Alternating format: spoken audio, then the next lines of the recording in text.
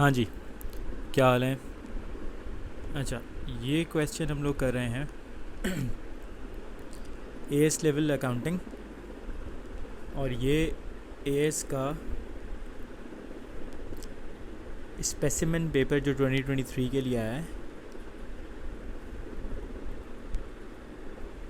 सही है, पेपर 2। इस क्वेश्चन के लिए जो टाइम अब उन्होंने अलॉट किया है वो है 1 hour 45 minutes। पहले जो पेपर होता था उसके लिए 1 hour 30 minutes हैं, इसके लिए 1 hour 45 minutes, और बाकी चीज़ें सेम हैं। जैसे इसमें भी टोटल मार्क्स जो हैं वो 90 हैं और मार्क्स की डिस्ट्रीब्यूशन वैसी ही है जैसे question number 1 is of 30, second 15, third 15 और फोर्थ फिर 30 मार्क्स, तो टोटल आपके 90 हो गए। पहले 3 क्वेश्चंस फाइनेंशियल अकाउंटिंग, और लास्ट वाला जो है वो कॉस्ट एंड मैनेजमेंट अकाउंटिंग। ठीक है, चलें इसको शुरू करते हैं। अब देखें क्वेश्चन नंबर 1 में कह रहा है Hamid and Jamila have been in partnership for several years and do not have a partnership agreement. They do not maintain full accounting record. अब देखें, एक बात तो उसने ये बताई है कि दोनों पार्टनर्स हैं लेकिन उनके बीच में कोई पार्टनरशिप, फॉर्मल पार्टनरशिप एग्रीमेंट नहीं है, रिटन पार्टनरशिप एग्रीमेंट नहीं है। अच्छा, जब रिटन पार्टनरशिप एग्रीमेंट नहीं होता तो कुछ टर्म्स एंड कंडीशन अलग होती हैं, डिफरेंट होती हैं, वो स्टैंडर्ड होती हैं। ठीक है, वो क्या होती हैं स्टैंडर्ड? अगर रिटन पार्टनरशिप एग्रीमेंट नहीं होता तो प्रॉफिट एंड लॉस की जो डिस्ट्रीब्यूशन होती है, प्रॉफिट एंड लॉस जो है वो इक्वली डिस्ट्रीब्यूट होता है। नो इंटरेस्ट ऑन कैपिटल, किसी को उसके कैपिटल पे इंटरेस्ट नहीं मिलता, कोई ड्राइंग्स नहीं कर सकता,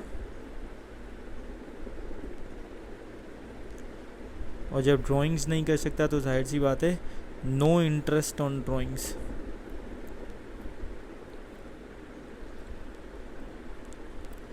नो सैलरी, किसी को सैलरी नहीं मिलती। सही है। और अगर कोई पार्टनर प्रूव कर दे कि उसने बिज़नेस को लोन दिया हुआ है तो सिर्फ उसको 5% interest is allowed on loan. अगर किसी ने लोन दिया हुआ है सिर्फ उसको 5% इंटरेस्ट मिलेगा बस। तो ये टर्म्स एंड कंडीशन फॉलो होती हैं अगर कोई फॉर्मल रिटन पार्टनरशिप एग्रीमेंट नहीं है। ठीक है बेटा। अच्छा, वो क्वेश्चन क्या पूछ रहा है? State 2 disadvantages to Hamid and Jamila of trading as a partnership rather than as a sole trader. बजाय इसके कि वो सोल ट्रेडर काम करते, वो जो पार्टनरशिप काम कर रहे हैं उसके 2 डिसएडवांटेजेस बताने हैं आपने। सही। तो इसके डिसएडवांटेजेस कि अगर आप सोल ट्रेडर से पार्टनरशिप की तरफ आ रहे हो तो उसके डिसएडवांटेजेस क्या होते हैं? अब आपको अपना जो प्रॉफिट है वो अपने पार्टनर से शेयर करना है। तो first profit is sharing of profit, sorry, first disadvantage is sharing of profit.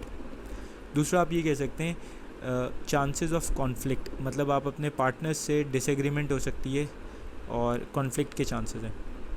अब जब कॉन्फ्लिक्ट के चांसेस हैं और एक और बंदा भी आ गया तो अब जो डिसीजन मेकिंग हमारे बिजनेस में होगी ना वो स्लो हो जाएगी, क्योंकि now I have to convince my partner on my decisions. ठीक है, तो ये डिसएडवांटेजेस आप लिख सकते हैं इसमें।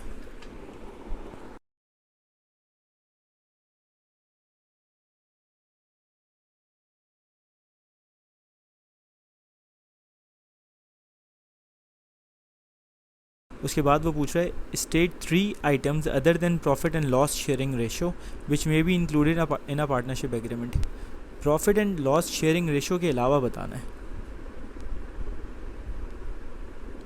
जो पार्टनरशिप एग्रीमेंट में चीज़ें लिखी जाती हैं। देखिए, पार्टनरशिप एग्रीमेंट में बहुत सारी चीज़ें लिखी जाती हैं।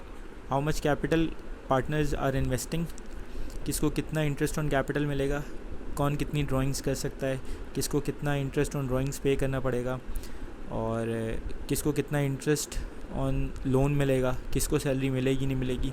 तो ये तो सारी वो मॉनेटरी वाली चीज़ें हो गई। इसके अलावा आप ये लिख सकते हैं कि किसकी क्या रिस्पॉन्सिबिलिटीज़ हैं, कौन से एरियाज़ किसके डिवाइडेड हैं, ये सारी चीज़ें हम लोग लिख सकते हैं। ठीक है।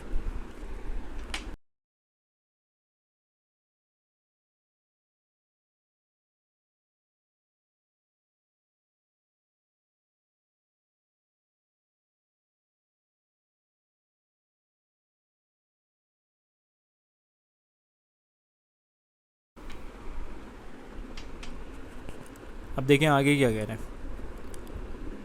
अब वो कह रहे हैं the partner have provided the following information for the year ended 31 दिसंबर 2020। सो 31 दिसंबर 2020 की अगर इन्फॉर्मेशन है तो 31 दिसंबर 2020 इज़ माई क्लोजिंग डेट बेटा।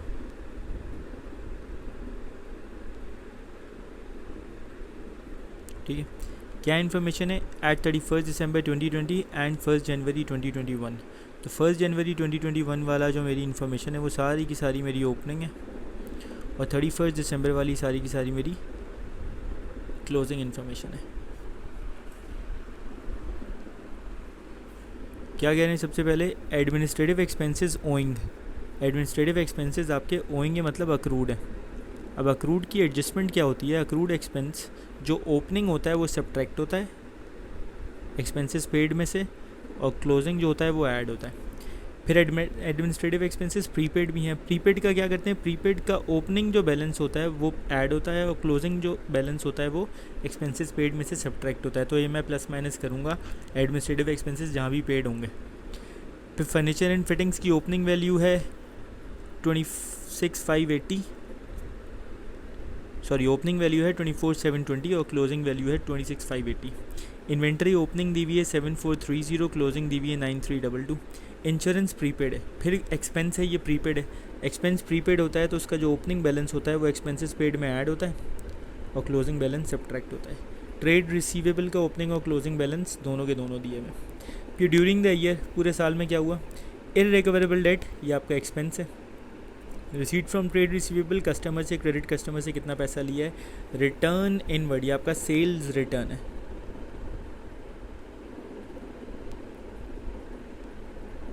सेल्स रिटर्न की वैल्यू दी हुई है 1084। अब वो क्या कह रहे हैं आपको, वो कह रहे हैं all sales are made on credit, मतलब सारी की सारी क्रेडिट सेल्स है, कैश सेल्स है ही नहीं आपके पास। रिक्वायरमेंट है calculate the revenue for the year. अब देखें जब क्रेडिट सेल्स होती है ना कि सारी की सारी, या वैसे भी क्रेडिट सेल निकालने के लिए हम लोग टी अकाउंट बना लेते हैं, सेल्स लेजर कंट्रोल अकाउंट, या उसको कहते हैं ये ट्रेड रिसीवेबल का अकाउंट है।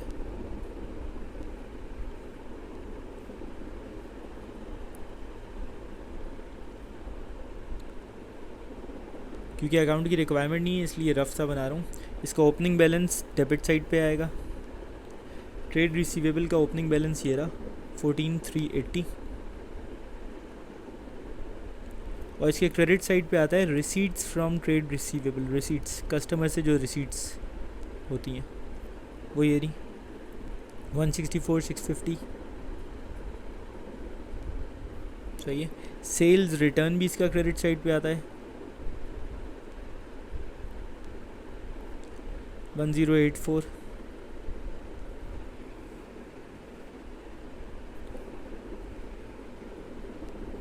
सही है। और इररिकवरेबल डेट भी इसका क्रेडिट साइड पे आता है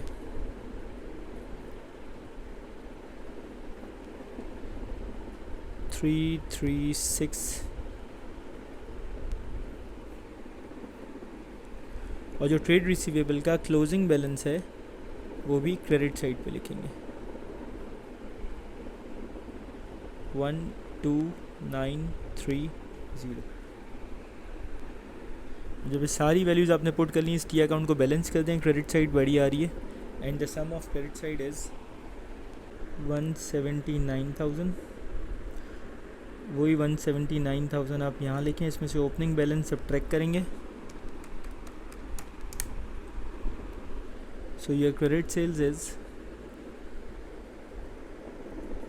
which is my total sales 164,620। सही है। इसको अगर आप स्टेटमेंट की फॉर्म में करेंगे बेटा तो इसकी स्टेटमेंट ऐसे बनती है, जैसे ये कैलकुलेट है, कुछ बच्चे स्टेटमेंट भी याद रखते हैं, तो इसकी स्टेटमेंट ऐसे बनाते हैं। पहले क्रेडिट साइड वाली सारी चीज़ें लिख दें। रिसीट फ्रॉम कस्टमर 164,650, उसमें ऐड कर दें रिटर्न इनवर्ड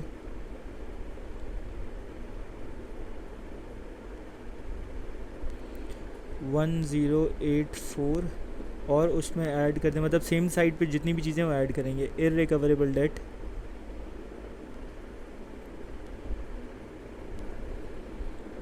336 और उसमें ऐड होगा क्लोजिंग बैलेंस ट्रेड रिसीवेबल का 12930।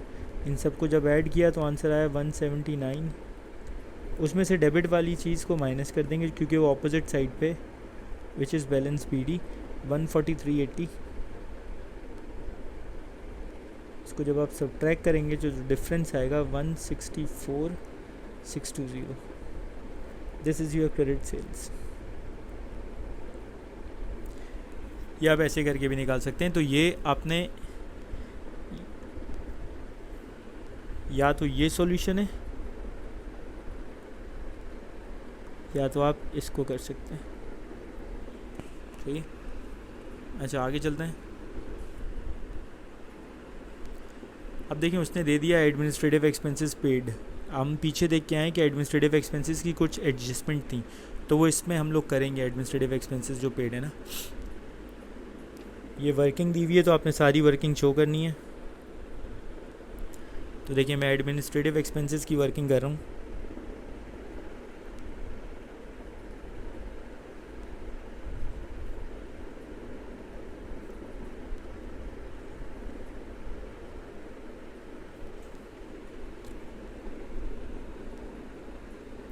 ये जो एडमिनिस्ट्रेटिव एक्सपेंसेस पेड हैं इनका अमाउंट लिखें। इनका अमाउंट है 8228।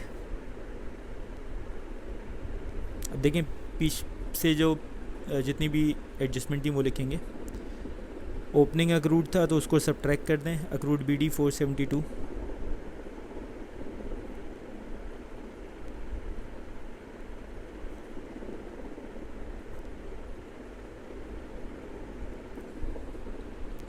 और उसके बाद प्रीपेड CD था वो भी सब्ट्रैक्ट होगा 291।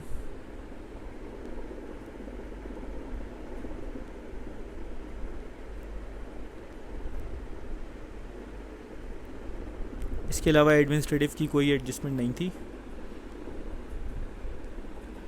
तो 8228 माइनस 472 माइनस 291 एडमिनिस्ट्रेटिव 7465। तो इनकम स्टेटमेंट में एडमिनिस्ट्रेटिव एक्सपेंसेस की जो वैल्यू जाएगी एक्सपेंसेस के अंदर वो जाएगी 7465। फिर आ गया इंश्योरेंस पेड। तो इंश्योरेंस की भी एडजस्टमेंट पीछे हमने पढ़ी थी।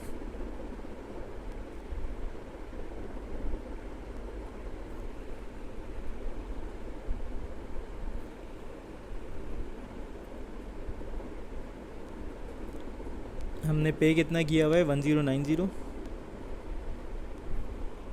अब देखिए पीछे जो इंश्योरेंस की इन्फॉर्मेशन थी वो सिर्फ प्रीपेड थी और ओपनिंग 390।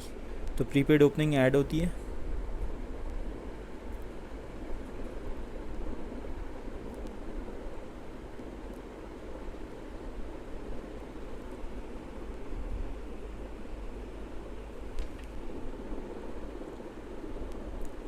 इनकम स्टेटमेंट में जो इंश्योरेंस एक्सपेंस जाएगा वो जाएगा 1480। ठीक है बेटा। उसके बाद कह रहा है purchase of additional furniture and fittings. ये आपने नॉन करंट एसेट परचेज़ किया है। ये purchase of goods for resale ये आपकी परचेजेज़ हैं। Receipts of disposal of furniture and fittings आपने कोई नॉन करंट एसेट सेल भी किया है 575 का। Rent of business premises, rent की कोई इन्फॉर्मेशन नहीं है तो एज इट इज़ यही वैल्यू लिख देंगे। स्टाफ वेजेस इसकी भी कोई इन्फॉर्मेशन नहीं है, ये भी एज इट इज़ लिख देंगे। उसके बाद है all goods are sold with a markup of 50%। सारी की सारी गुड्स जो है ना वो हम लोग 50% मार्कअप पे सेल करते हैं। इसका क्या मतलब है? इसका मतलब है जो ग्रॉस प्रॉफिट है ना वो 50% है कॉस्ट का। और जब आपके पास मार्कअप का वर्ड आ जाना है तो आपने एक फॉर्मूला दिमाग में रखना है। वो फॉर्मूला है sales is equals to cost bracket open 1+%। अब इस फॉर्मूले से क्या कर सकते हैं, अगर हमें सेल्स दी हो तो हम कॉस्ट निकाल सकते हैं और कॉस्ट दी हो तो हम लोग सेल्स निकाल सकते हैं। इस क्वेश्चन में हमें सेल्स दी हुई है तो देखिए सेल्स और परसेंटेज की हेल्प से हम लोग जो है मिल के वो कॉस्ट निकाल लेंगे। ठीक है, सेल्स ये पीछे हमने निकाली हुई है 164,620। अच्छा, उसके बाद वो क्या कह रहा है, during the year Hamid took goods for his own use but no record was made. अब ये हमने फाइंड करना है गुड्स फॉर ओन यूज़, इसकी वैल्यू नहीं है लेकिन हम लोग इसको कैलकुलेट करेंगे। Furniture and fittings with a carrying value of 800 were dispose of. देखें जो हमने चीज़ बेची है ना नॉन करंट एसेट वो 800 की थी और जो बेची है वो 575 की है, तो इसका मतलब है हमें लॉस हो रहा है। अब ये भी कैलकुलेट कर लेते हैं पहले। फर्नीचर की डेप्रीसिएशन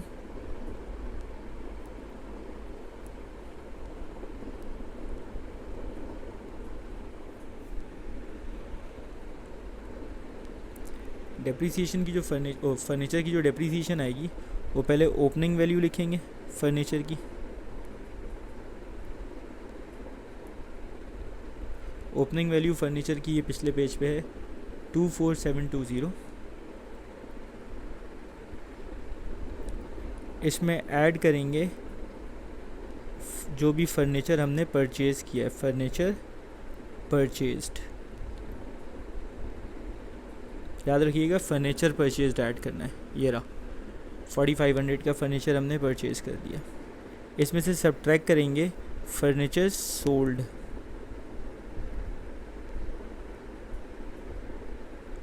जो भी फर्नीचर हमने सेल किया है उसकी जो वैल्यू थी 800 जिस पे हमने सेल किया है वो नहीं लिखनी, जितने का वो था 800, और इसमें से सब्ट्रैक्ट करेंगे क्लोजिंग वैल्यू ऑफ फर्नीचर।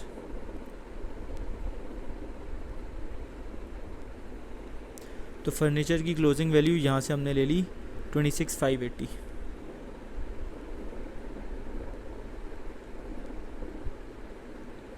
जब आप इसको सॉल्व करेंगे तो डेप्रिसिएशन आ जाएगी।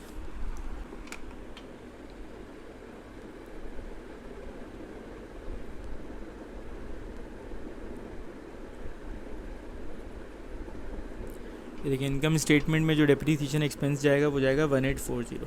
ठीक है, अब इसमें loss on sale of furniture भी निकाल लें।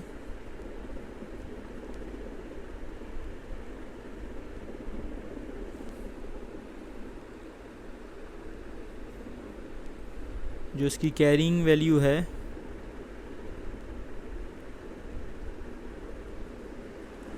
वो है 800 और उसकी जो सेल प्रोसीड है जितने का वो बिक रहा है वो सेल हो रहा है 575 का। 800 रुपये की चीज़ 575 की अगर सेल हो रही है 225 का आपको लॉस आएगा, जो आप लिखेंगे इनकम स्टेटमेंट के एक्सपेंसेस में।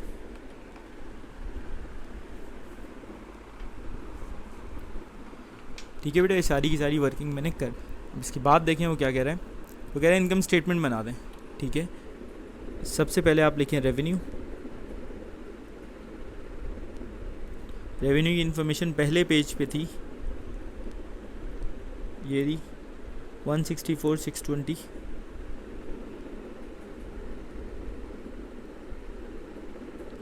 इसमें से माइनस करेंगे हम लोग रिटर्न इनवर्ड, ये भी फर्स्ट पेज पे ही थे 1084।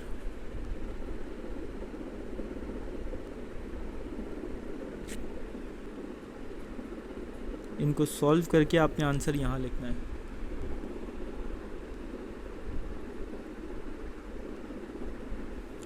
अब इसमें से माइनस करेंगे कॉस्ट ऑफ सेल्स। अच्छा, कॉस्ट ऑफ सेल्स में क्या क्या आएगा, सबसे पहले लिखेंगे ओपनिंग इन्वेंट्री। उसको आप लिख सकते हैं inventory at 1 January. First page पे लिखी हुई थी ओपनिंग इन्वेंट्री आपकी 7430। इसमें ऐड करेंगे गुड्स परचेज्ड या परचेजेस। ये पिछले पेज पे था purchase of goods for resale 112,152। इसमें ऐड करते हैं कैरेज इनवर्ड, नहीं है। उसमें से सब्ट्रैक्ट करते हैं परचेज रिटर्न, वो भी नहीं है। फिर सब्ट्रैक्ट करते हैं गुड्स फॉर ओन यूज़।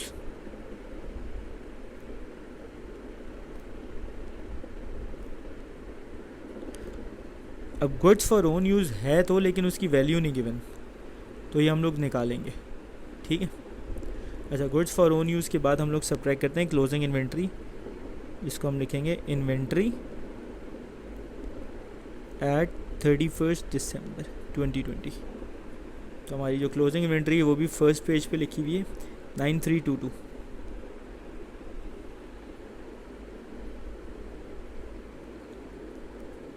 अब देखें हमारे पास बीच में गुड्स फॉर ओन यूज़ नहीं है तो कॉस्ट ऑफ सेल्स आप नहीं निकाल सकते, सही। लेकिन कॉस्ट ऑफ सेल्स निकालने का उसने दूसरा हिंट दिया है, हम उससे पहले कॉस्ट ऑफ सेल्स निकालेंगे। ये कॉस्ट ऑफ सेल्स का हिंट है। हम ये फॉर्मूला यूज़ करेंगे मार्कअप का और कॉस्ट ऑफ सेल्स निकालेंगे।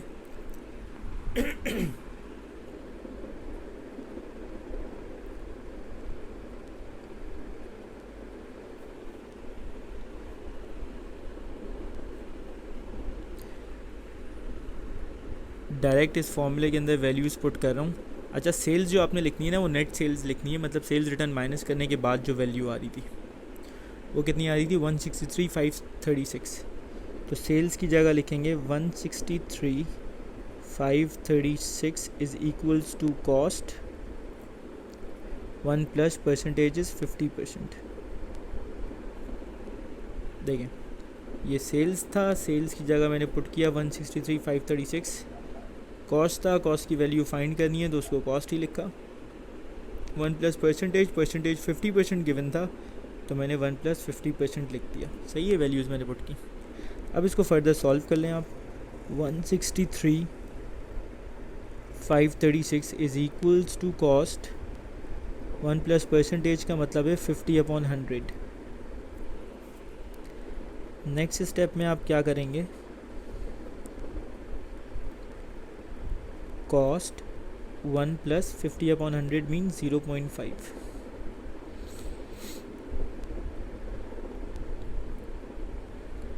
Cost 1 plus 0.5 is 1.5। 1.5 कॉस्ट से मल्टीप्लाई हो रहा है, यहाँ के सेल से डिवाइड हो जाएगा।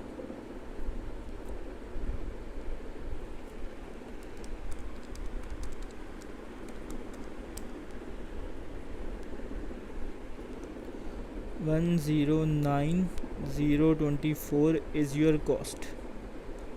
या आप इसको शॉर्ट भी कर सकते हैं, मैंने बहुत सारे स्टेप्स शो कर दिए, हर स्टेप शो किया है, आप इसको शॉर्ट करके भी लिख सकते हैं, ठीक है। So now my cost is 109,024। कि मैं पुट करूँगा यहाँ 109,024। अब इससे जब मैं रिवर्स में वर्किंग करूँगा तो ये जो माइनस होने वाली चीज़ है प्लस होगी और ये प्लस होने वाली चीज़ माइनस होगी। 1236।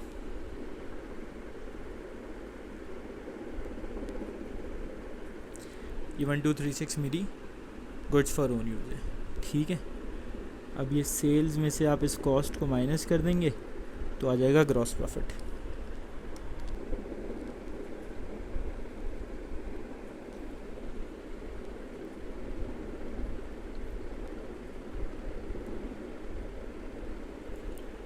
सही है। अब ग्रॉस प्रॉफिट में से एक्सपेंसेस माइनस कर दें।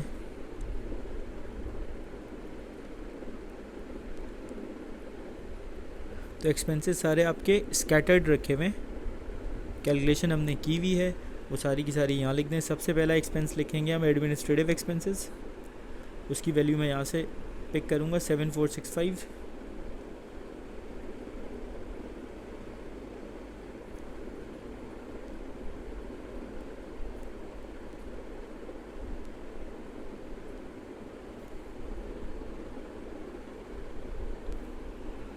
उसके बाद इंश्योरेंस इज़ अनदर एक्सपेंस 1480।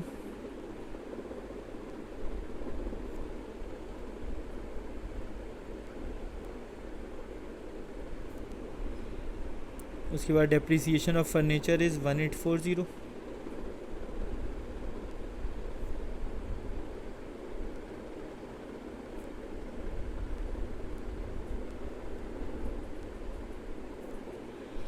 उसके बाद लॉस ऑन डिस्पोजल भी आपका एक्सपेंस है 225।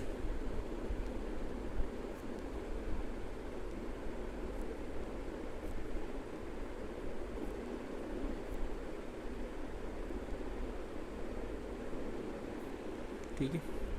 रेंट आपका एक्सपेंस है, कोई एडजस्टमेंट नहीं है, ऐसे ही लिख दें।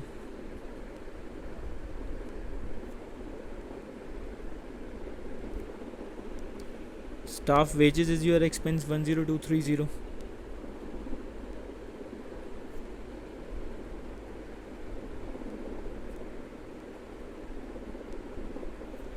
अब फर्स्ट पेज पे चेक कर लें कोई एक्सपेंस आपने मिस तो नहीं किया। मैं सब पे टिक कर रहा हूँ कि हमने सब लिख दिया। ये इर्रिकवरेबल डेट आपका एक्सपेंस है 336।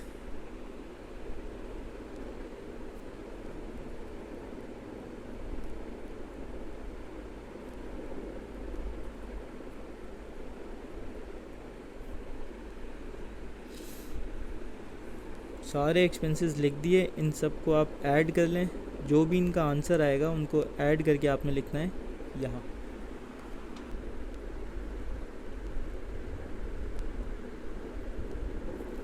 इस वैल्यू को ऊपर वाली फिगर में से आपने करना है बेटा सब्ट्रैक्ट।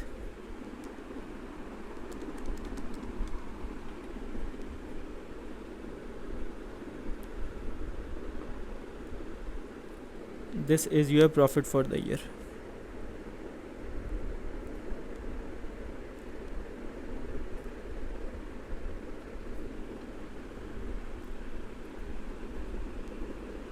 ठीक है, तो इनकम स्टेटमेंट आपकी कंप्लीट हो गई।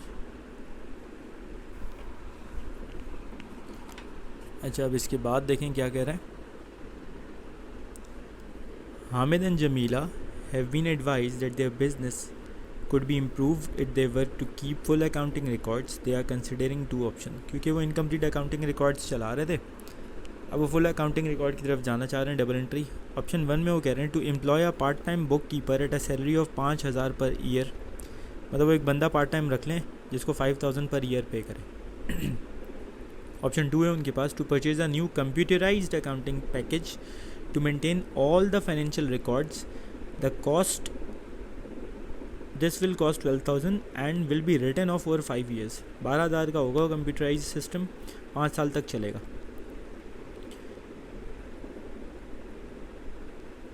Hamid has said he will loan 12,000 to the business but will require at least 5% per year on the loan।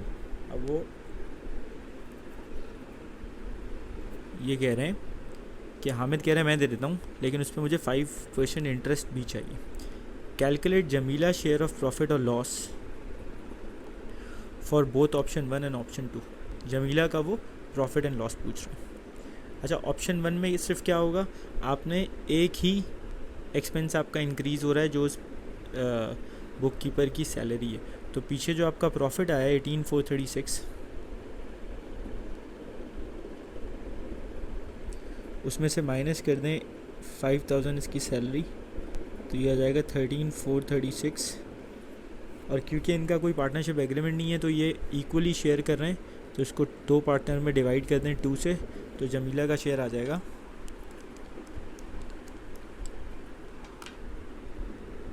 $6718। अच्छा, ऑप्शन बी में क्या होगा, जो आपका प्रॉफिट है जो पीछे हमने निकाला है 18,436, उसमें से पहले जो ये कॉस्ट डिस्ट्रीब्यूट होगी पर ईयर की वो माइनस कर दें, कॉस्ट ऑफ सिस्टम कह लें उसको।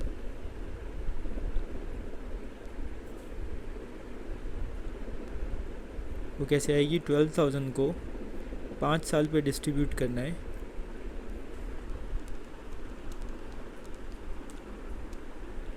$2,400। एक ये आपका एक्सपेंस आ जाएगा और एक जो पार्टनर को आपने इंटरेस्ट पे करना है, वो कह रहा है मैं 12,000 पे 5% इंटरेस्ट लूँगा, तो ये आपका बनेगा 600। तो आप 3,000 माइनस करेंगे, ये होगा 14,436। अब इस 15,436 डिवाइड करेंगे 2 से, क्योंकि ये यहाँ भी इक्वली शेयर कर रहे हैं। 7718 उसका शेयर बन रहा है, ऊपर बन रहा है 6718 और यहाँ 7718। नेक्स्ट पार्ट में वो कह रहा है advise the partner which option they should choose, justify your answer. कौन सा ऑप्शन चूज़ करना चाहिए। अब देखें, पहले ऑप्शन 1 की आप बात कर लें, और ये बात कैसे करनी है, आपका जो क्वेश्चन है वो है 5 मार्क्स का। तो इसने एग्जामिनर ने जो इसके मार्क्स सेट किए होंगे वो ऐसे सेट किए होंगे कि कुछ मार्क्स ही देगा ऑप्शन 1 के, कुछ मार्क्स देगा ऑप्शन 2 के, और 1 मार्क की आपकी एडवाइस होगी। तो वो कुछ मार्क 2 से 3 मार्क होंगे ऑप्शन नंबर 1 के, 2 से 3 मार्क हो सकते हैं ऑप्शन नंबर 2 के, इन दोनों के कंबाइन मिला के 4 से ज़्यादा नहीं होंगे। सही है। और फिर 1 मार्क की आपकी एडवाइस हो गई। जैसे फॉर एग्जांपल अगर आप ऑप्शन 1 के 2 मार्क्स आपको मिल रहे हैं तो ऑप्शन बी के भी 2 मार्क्स ही मिलेंगे, और ऑप्शन 1 के अगर 3 मिल रहे हैं तो ऑप्शन 2 के 1 मिलेंगे, और ऑप्शन 1 के अगर 1 और 3 ऐसे करके डिस्ट्रीब्यूशन है। अच्छा, क्या क्या हो सकता है? देखिए फर्स्ट ऑप्शन में जब आप ये पार्ट टाइम एम्प्लॉय रख रहे हैं तो उसमें आपका प्रॉफिट एक तो कम आ रहा है, तो आप ये बात बता सकते हैं कि प्रॉफिट कम आएगा। आप ये कह सकते हैं कि वो जो बंदा आपके पास काम करेगा वो एफिशिएंट हो या ना हो ये हमें नहीं पता, हमें उस पर ट्रस्ट करना पड़ेगा। तो ये लेकिन क्योंकि जब ह्यूमन आप अपॉइंट करते हैं काम करने के लिए तो ये होता है कि उसने बुक कीपिंग भी कर रहा है और वो कुछ और भी रिस्पॉन्सिबिलिटीज़ है जो पार्टनर्स की काम कर रहा है उनके लिए और दूसरे काम भी करके दे रहा है, तो ये एडवांटेजेस हो सकता है। ऑप्शन 2 में क्या एडवांटेज है आपके पास? जब कंप्यूटराइज सिस्टम लगा दिया तो एक लार्ज अमाउंट ऑफ डाटा आप हैंडल कर सकते हैं। ठीक है। अच्छा, पहले वाले का नुकसान ये है कि जो पर ईयर आप कॉस्ट पे कर रहे हैं वो है 5000, और 5 साल पे अगर लेके जाएंगे तो 25000 आपको उसकी कॉस्ट पड़ेगी, और ऑप्शन 2 की जो 5 साल की कॉस्ट है वो सिर्फ 12000 है, तो कंपैरेटिवली इसकी ऑप्शन 2 की कॉस्ट भी कम है। सही है। लेकिन जाहिर सी बात है कंप्यूटराइज सिस्टम में तो आपको हो सकता है कि अपने एम्प्लॉयज़ को ट्रेनिंग देनी पड़े। सही है। और ऐसा भी हो सकता है कि वो जो आपका स्टाफ ऑलरेडी काम कर रहा है वो इस पर उसके पास टाइम ही ना हो इसको काम करने के लिए, तो आपको दूसरे बंदे रखने पड़े, तो उससे आपकी कॉस्ट क्या पता बढ़ जाए। ठीक है ना, तो ऐसे करके लिख देंगे।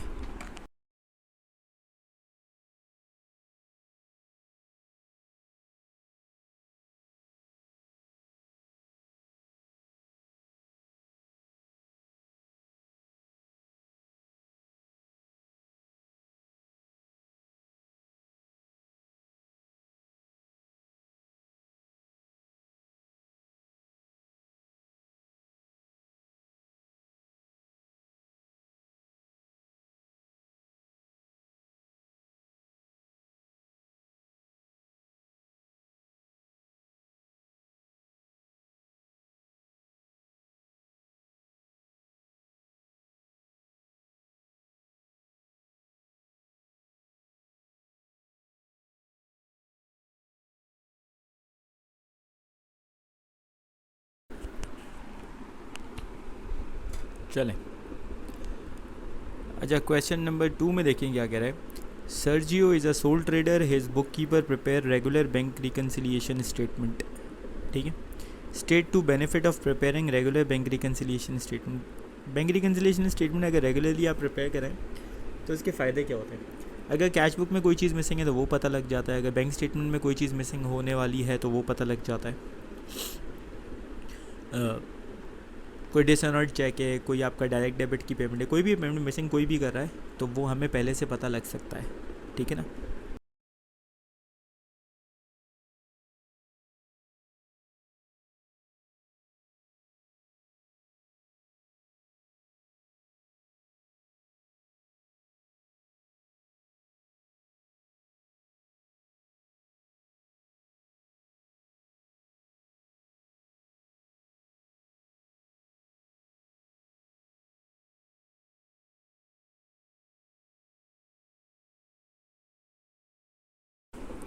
ठीक है।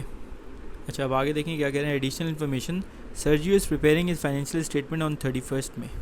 31 मई को ये फाइनल अकाउंट्स बनाते हैं, तो 31 मई जो है वो आपकी क्या है, क्लोजिंग डेट बेटा। सही है। उसके बाद क्या कह रहे हैं, इस bank statement shows the following for the first week of June, और उसने हमें जून का डाटा दिया हुआ है, 1 मंथ आगे का। सही है। और जून का डाटा कैसे दिया हुआ है, उसने बैंक स्टेटमेंट दी हुई है, और बैंक स्टेटमेंट को हमने समझना ऐसे है कि ये बैंक स्टेटमेंट का डेबिट कॉलम है, इसमें तमाम वो ट्रांजैक्शन लिखी होंगी जिससे मेरा बैंक बैलेंस बेटा डिक्रीज़ हुआ होगा, और क्रेडिट कॉलम में तमाम वो ट्रांजैक्शन होंगी जिससे बैंक बैलेंस इंक्रीज़ हुआ होगा। उसके बाद मेरा बैलेंस है प्लस माइनस होके जो आंसर आ रहा है, और ये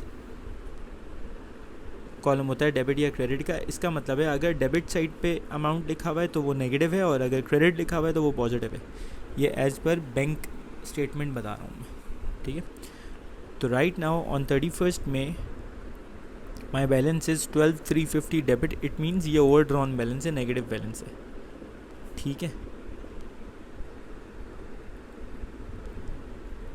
अब कुछ इन्फॉर्मेशन है, देखें 1 जून को हमने चेक जमा कराए, क्रेडिट हुआ, बैलेंस इंक्रीज़ हुआ, तो देखिए मेरी ओवरड्राफ्ट लिमिट कम हो गई, मतलब ओवरड्राफ्ट का अमाउंट कम हो गया।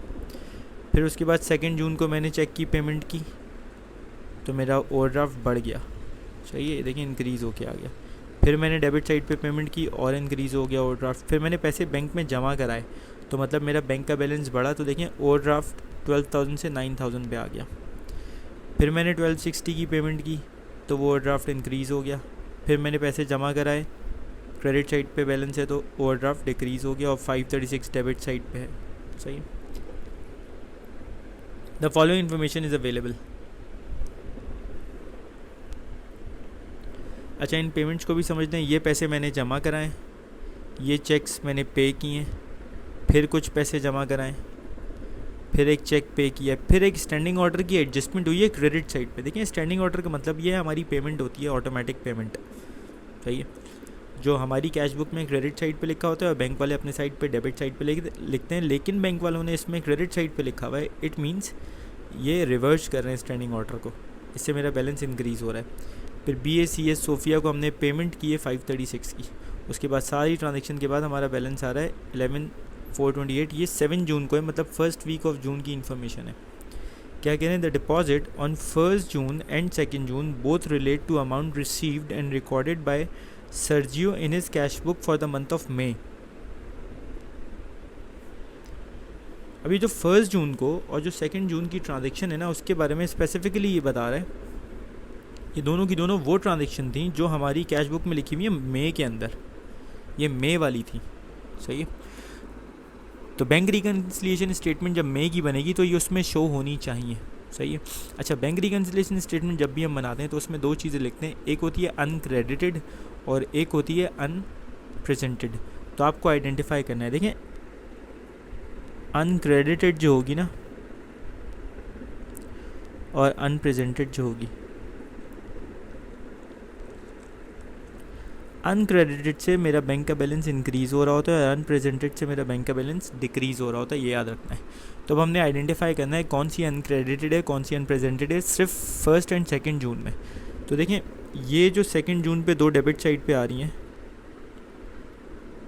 2 ये और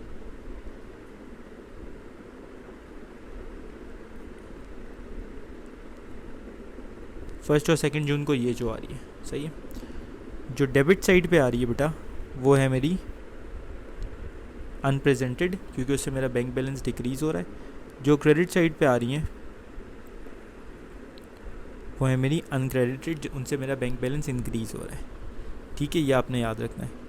उसके बाद नेक्स्ट पॉइंट में वो क्या कह रहा है, the last cheque that Sergio issued in May 2020 was number 1683। एक और चेक हमने 1683 ये भी हमने इशू किया, हमने पे किया और डेबिट साइड पे लिखा हुआ है, तो ये भी हमारे अनप्रेजेंटेड में ही आएगा, सही है।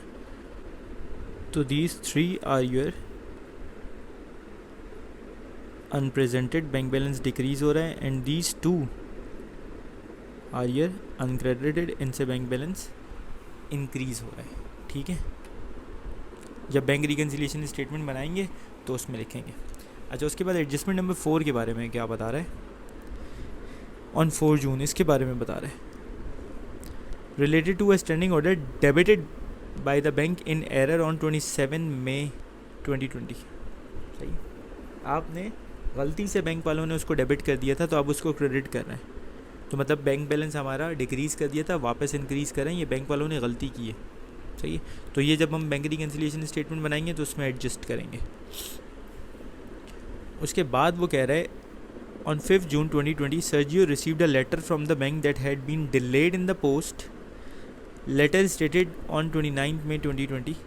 हमें 5 जून को एक लेटर सर्जियो को रिसीव हुआ है जो कि देर हो गई रिसीव होने में, उस पे जो इन्फॉर्मेशन जो ट्रांजेक्शन थी वो 29 मई की थी, मतलब हमने भी कुछ कैश बुक में कुछ चीज़ें मिसिंग की भी होंगी। तो ऐसी बात है 29 मई की इन्फॉर्मेशन हमें नहीं मिली तो हमने वो कैश बुक में रिकॉर्ड नहीं की होंगी अपडेटेड कैश बुक में। वो कौन कौन सी हैं?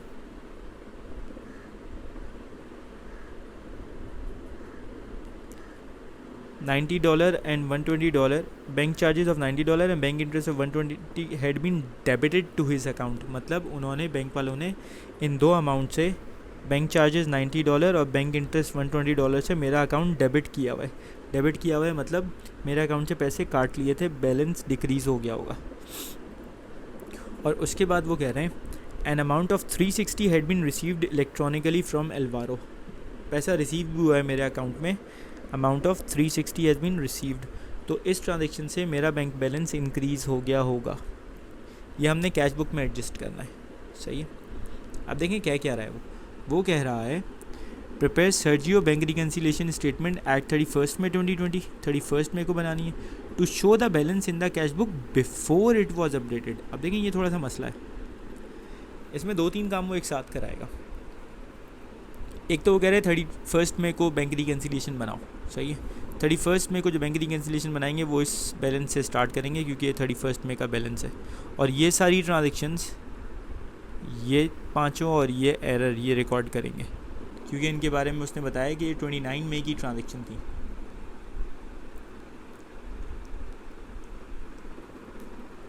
और उसके बाद ये वाले काम करेंगे क्योंकि उसने हमसे पूछा है कैश बुक का वो बैलेंस जो अपडेटेड कैश बुक से पहले का था। तो देखें क्या करते हैं, मैं करता हूँ। सबसे पहले आप लिखें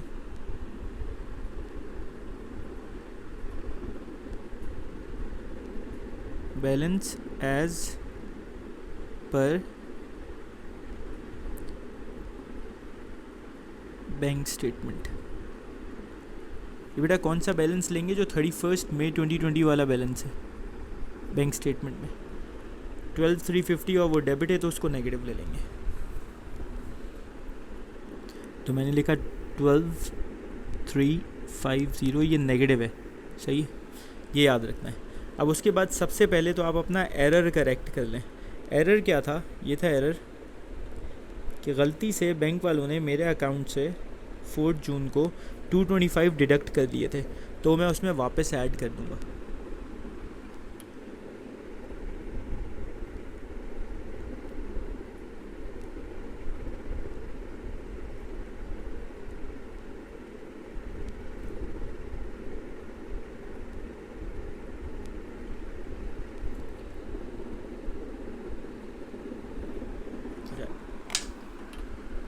इसकी वजह से मेरी जो नेगेटिव बैलेंस है वो कम होगा 12125। तो ये आ गया अब आपका बैलेंस वो एरर को हटाने के बाद। अब आप अनप्रेजेंटेड और अनक्रेडिटेड की एडजस्टमेंट करते हैं। देखिए balance as per bank statement से जब शुरू करते हैं तो हम लोग ऐड करते हैं अनक्रेडिटेड चेक्स,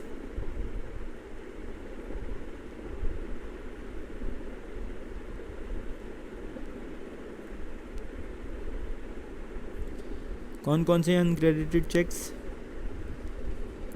हमने यहाँ मार्क किए हुए। एक तो है ये 1211 और एक है 2170।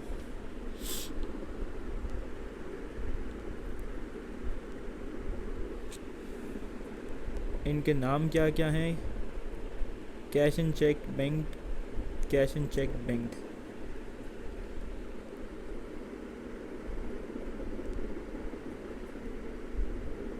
जो हमने पैसा बैंक में जमा कराया जिससे मेरा बैंक बैलेंस इंक्रीज़ हुआ, इनका सम है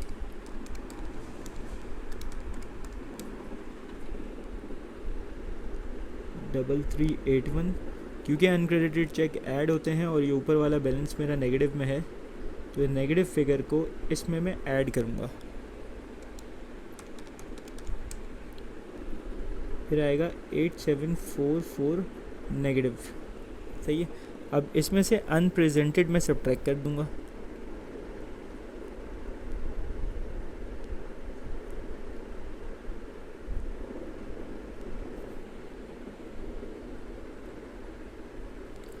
अनप्रेजेंटेड चेक जो हैं वो तीनों 527, 361, 527 है, 361 है और है 1260। कोई नाम नहीं है तो चेक नंबर लिख देंगे 1681, 1682 एंड 1683।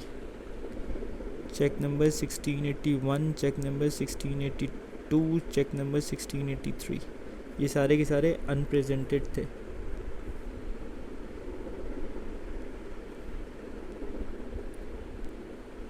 टू 148। अच्छा, ये सब्ट्रैक्ट होगा, ऊपर वाली फिगर भी माइनस में है तो ये माइनस माइनस प्लस हो जाएंगे। 10892।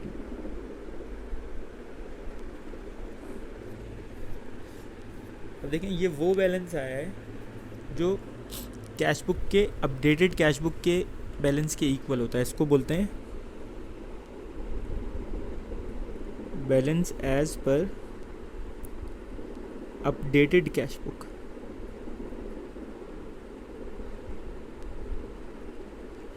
लेकिन क्वेश्चन में वो मुझसे पूछ रहा है कि वो बैलेंस चाहिए जो कैश बुक के अपडेट होने से पहले था। सही है, तो अब मैं रिवर्स में वर्किंग करूँगा। ये सारी ट्रांजेक्शन्स मैंने रिकॉर्ड कर ली हैं, बस ये लास्ट वाली 4 जून वाली रह गई है। अब रिवर्स में वर्किंग क्या होगी, देखें, बैंक चार्जेस से और बैंक इंटरेस्ट से मेरा बैंक का बैलेंस डिक्रीज़ होगा। ये नॉर्मली मेरे बैंक अकाउंट से माइनस होने चाहिए, तो रिवर्स में अब इनको ऐड करूँगा। और ये जो रिसीव हो रहा है इससे मेरा बैंक बैलेंस इंक्रीज़ होता है, लेकिन जब रिवर्स में जाऊँगा तो इसको सब्ट्रैक्ट करूँगा ताकि मेरा वो बैलेंस निकला है जो कैश बुक अपडेट होने से पहले का था। सही है, तो मैं ऐड कर दूँगा बैंक चार्जेस 90,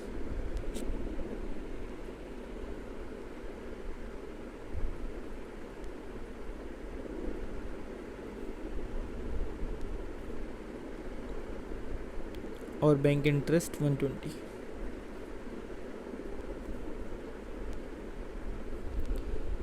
$210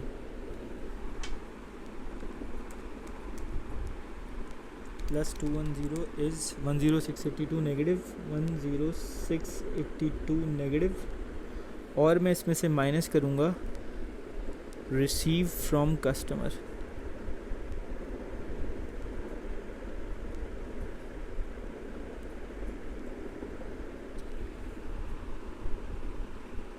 कितना रिसीव कर रहे हैं, 360।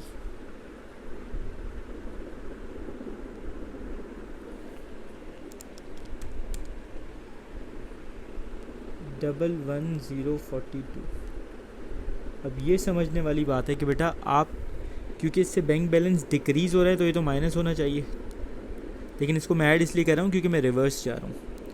और ये 360 से बैलेंस इंक्रीज़ हो रहा है, लेकिन उसको सब्ट्रैक्ट इसलिए कर रहा हूँ क्योंकि मैं रिवर्स जा रहा हूँ। तो देखें, अगर आप अपडेटेड कैश बुक देखें,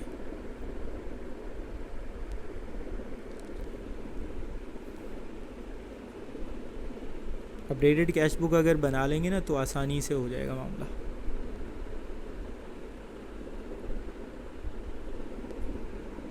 ये जो बैलेंस आपको दिया हुआ है ना 10892, ये क्योंकि नेगेटिव है तो ये सीडी बैलेंस डेबिट साइड पे आया होगा 10892। सही है, बैंक चार्जेस यहाँ लिखते हैं।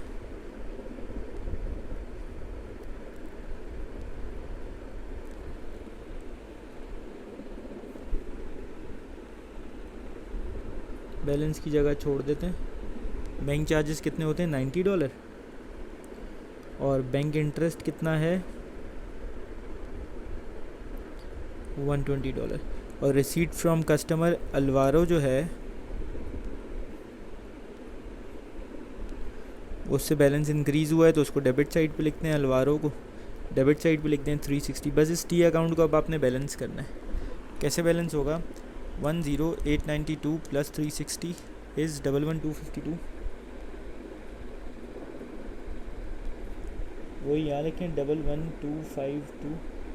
इसमें से माइनस करें 90 और माइनस करें 120, 11042 ये आपका 11042 और ये आपका बैलेंस BD है, क्रेडिट साइड पे इसलिए नेगेटिव है।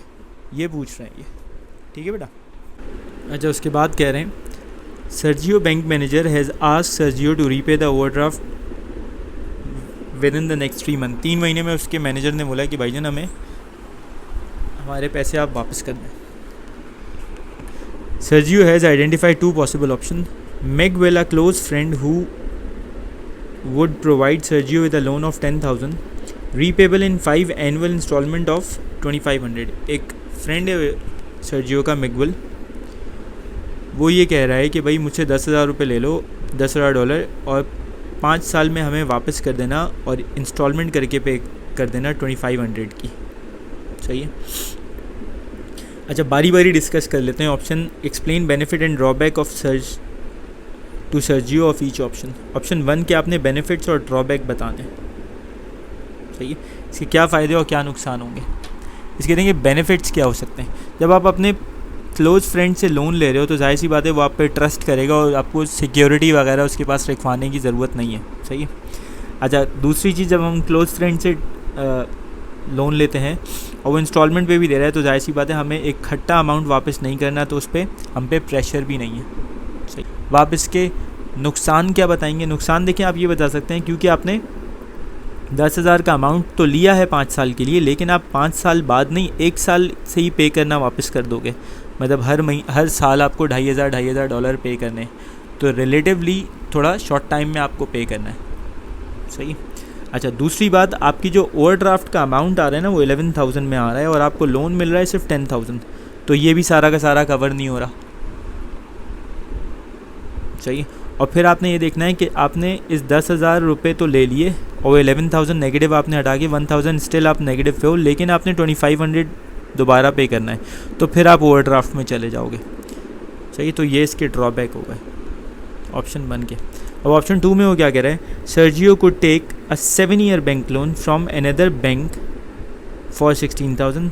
This bank would require annual interest of 1,000 in security of the loan. अब वो खुद बता रहे हैं कि वो कह रहा है एक ऑप्शन ये भी है कि वो किसी और बैंक से 16,000 रुपये ले ले, $16,000, और वो बैंक जो है वो सिक्योरिटी मांग रहा है कि भाई हमें सिक्योरिटी रखवाओ, और कह रहा है एनुअल इंटरेस्ट चार्ज करूँगा कितना, 1,000, लेकिन ये लोन होगा 7 साल के लिए. तो अब देखें, इंटरेस्ट का अमाउंट आप निकाल लें. इंटरेस्ट 1,000 है, 7 साल तक पे करेंगे, तो बेटा इस लोन पे आप 7,000 अलग से इंटरेस्ट पे करोगे. लोन 16,000 तो वापस करोगे ही करोगे, ऊपर से 7,000 इंटरेस्ट भी पे करोगे. ठीक है. अब इसके भी आपको बेनिफिट्स और ड्रॉबैक दोनों के दोनों डिस्कस करने हैं.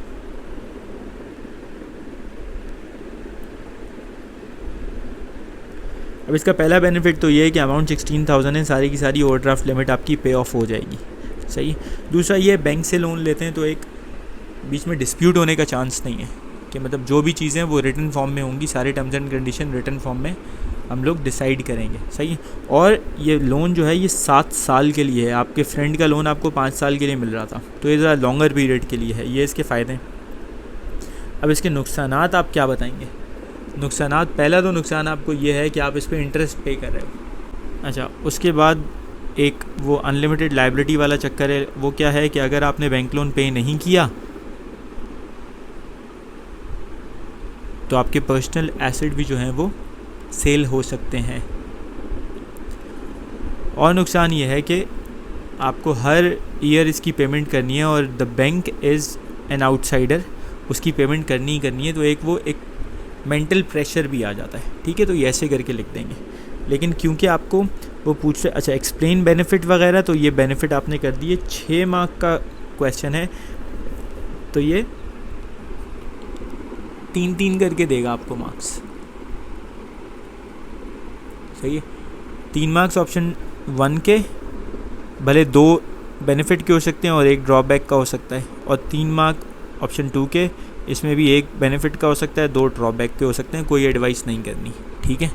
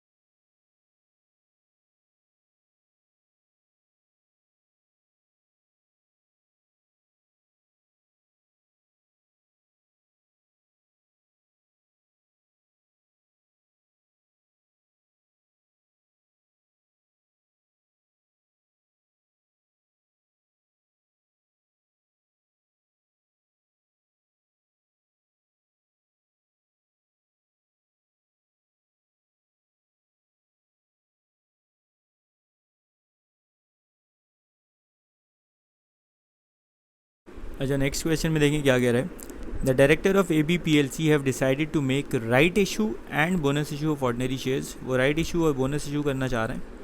Identify 2 advantages to the company of a right issue of ordinary share. अगर कंपनी राइट इशू करती है तो इसको क्या बेनिफिट होंगे। देखिए, जब कंपनी राइट इशू करती है तो हमें अपने एग्जिस्टिंग शेयर होल्डर से पैसा मिलता है, तो एक तो कैश आपको मिल रहा है, सही। दूसरा, ये जो राइट इशू हम लोग कर रहे होते हैं, नॉर्मल इशू जो हमारा पब्लिक इशू होता है उससे ज़्यादा सस्ता पड़ता है। मतलब उसमें बहुत सारी बैंक की और फॉर्मेलिटीज़ बहुत सारी फॉलो करनी पड़ती हैं। राइट इशू थोड़ा सा कंपैरेटिवली आपको सस्ता पड़ रहा होता है, सही है। और इसमें ये हो जाता है कि आपके जो एग्जिस्टिंग शेयर होल्डर्स हैं उन्हीं को आप इंगेज कर लेते हो और उन्हीं से पैसे ले लेते हैं। और आपकी जो ओनरशिप होती है, मतलब एक्सटर्नल किसी बंदे को आप इंक्लूड नहीं करते, ओनरशिप आपकी डाइल्यूट नहीं होती, और जो जिनके पास ओनरशिप होती है उन्हीं के पास रहती है, सही। ये इनका फ़ायदा होता है। और बोनस इशू अगर कंपनी करती है तो बोनस इशू में कह रहे हैं कंपनी को क्या फ़ायदा होता है वो बता दें। इसमें एक पहला फ़ायदा तो ये होता है, जो हमारे एग्जिस्टिंग शेयर होल्डर्स होते हैं वो सेटिस्फाई हो जाते हैं, आप उनको खुश कर सकते हो इससे। बोनस इशू करने से आपके कैपिटल रिजर्व यूज़ हो जाते हैं, सही है। इससे भी आप, क्योंकि आप एग्जिस्टिंग शेयर होल्डर्स को शेयर्स दे रहे हो, इससे भी आपकी ओनरशिप डाइल्यूट नहीं होती, ठीक है बेटा।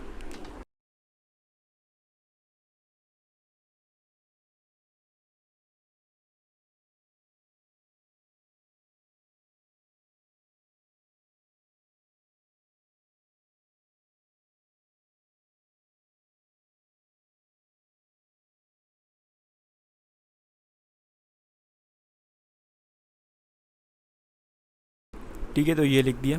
तो देखिए आगे क्या कह रहा है। The following information is available for ABPLC at 1 January. 1 जनवरी को ये इन्फॉर्मेशन है, ये ओपनिंग डेट है हमारी 1 जनवरी।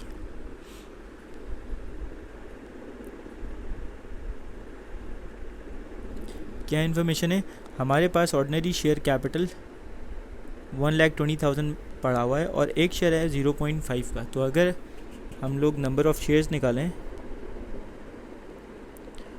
ओपनिंग नंबर ऑफ़ शेयर्स, वो कितने निकलेंगे बेटा, 1,20,000 डिवाइडेड बाय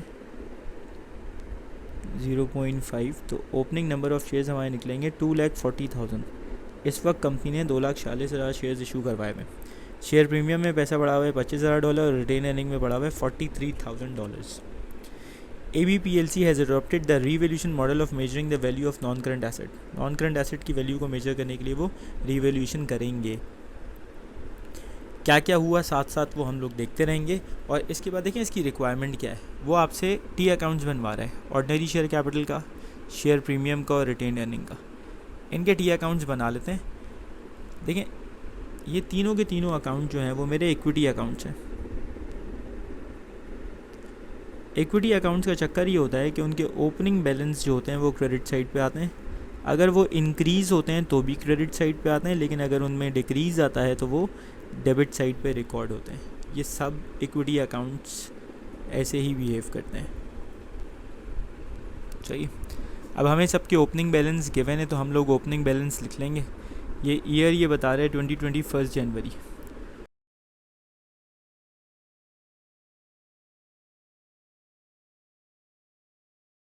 सही है। अब देखें, ऑर्डिनरी शेयर कैपिटल का बैलेंस है 1,20,000, तो 1,20,000 लिख दें क्रेडिट साइड पे। और रिटेन शेयर प्रीमियम का बैलेंस है 25,000, तो उसके क्रेडिट साइड पे 25,000 लिख दें। और रिटेन अर्निंग का बैलेंस है 43,000, तो उसका क्रेडिट साइड पे 43,000 लिख दें, ठीक है। ये मैंने ओपनिंग बैलेंसेस लिख दिए। अब ये रफ पेज जो है मैं थोड़ी वर्किंग करूँगा इसमें, तो वो सारी की सारी भी देखनी है। 1 जुलाई को ये क्या कह रहे हैं, क्योंकि वर्किंग की जगह थोड़ी कम है।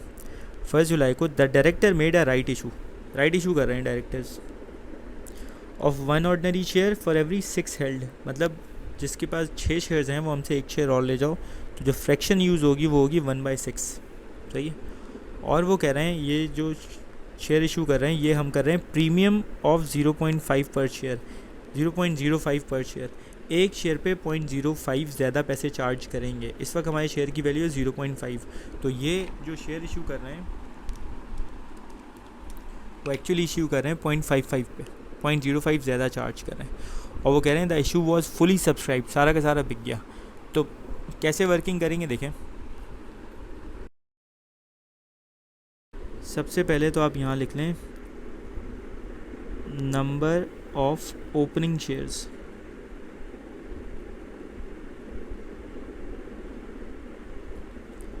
$2,40,000 थे, याद रखिएगा। मैं शेयर्स की वैल्यू यहीं चेंज करता रहूँगा। अब आपने सबसे पहले निकालने हैं राइट शेयर्स। ये जो राइट इशू हम कर रहे हैं ना, उसकी कैलकुलेशन कर रहा हूँ मैं।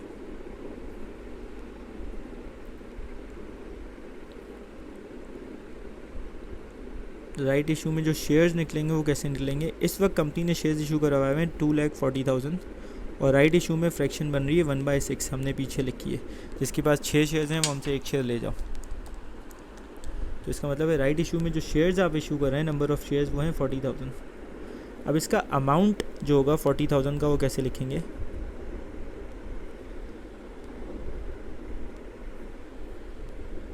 ये 40,000 को हम लोग मल्टीप्लाई कराएंगे 0.5 से, तो आंसर आएगा 20,000। ये बेटा जाएगा शेयर कैपिटल के अंदर, सही है। फिर दोबारा इस 40,000 को हम मल्टीप्लाई कराएंगे 0.05 से, वो जो एडिशनल के जो इशू कर रहे थे, तो इसका आंसर आएगा 2,000। जब शेयर अपनी एक्चुअल वैल्यू से ज़्यादा पे इशू होता है तो वो वैल्यू लेके जाते हैं हम लोग शेयर प्रीमियम में, सही है। अच्छा, ये इससे होगा क्या, जो शेयर कैपिटल अकाउंट है आपका, वो आपका इंक्रीज़ हो जाएगा 20,000 से, तो क्रेडिट करूँगा मैं उसको। और शेयर प्रीमियम में पैसे डाल रहे हैं तो शेयर प्रीमियम भी इंक्रीज़ हो जाएगा 2,000 से, तो उसकी भी बेटा क्रेडिट पे एंट्री होगी। मैं एंट्री कर देता हूँ क्रेडिट साइड पे। ये किस डेट को हम लोग राइट इशू कर रहे हैं, 1 जुलाई को। तो देखें 1 जुलाई को, जुलाई 1 शेयर कैपिटल में आपको शेयर राइट इशू से पैसा आता है बैंक में, तो 20,000 से ये इंक्रीज़ हुआ, और जुलाई 1 को बैंक से पैसा आया और शेयर प्रीमियम इंक्रीज़ हुआ 2,000 से, सही है। अच्छा, अब राइट शेयर्स भी आप इशू कर चुके हैं। कितने शेयर्स इशू कराएं, 40,000। 2,40,000 पहले से शेयर्स थे, 40,000 राइट इशू कराए, तो अब आपके पास टोटल शेयर्स हो चुके हैं 2,80,000। ये याद रख के चलना है, ठीक है। अच्छा, उसके बाद कह रहे हैं 1 अगस्त को the director made a bonus issue. अब वो बोनस इशू कर रहे हैं, पैसे नहीं लेंगे।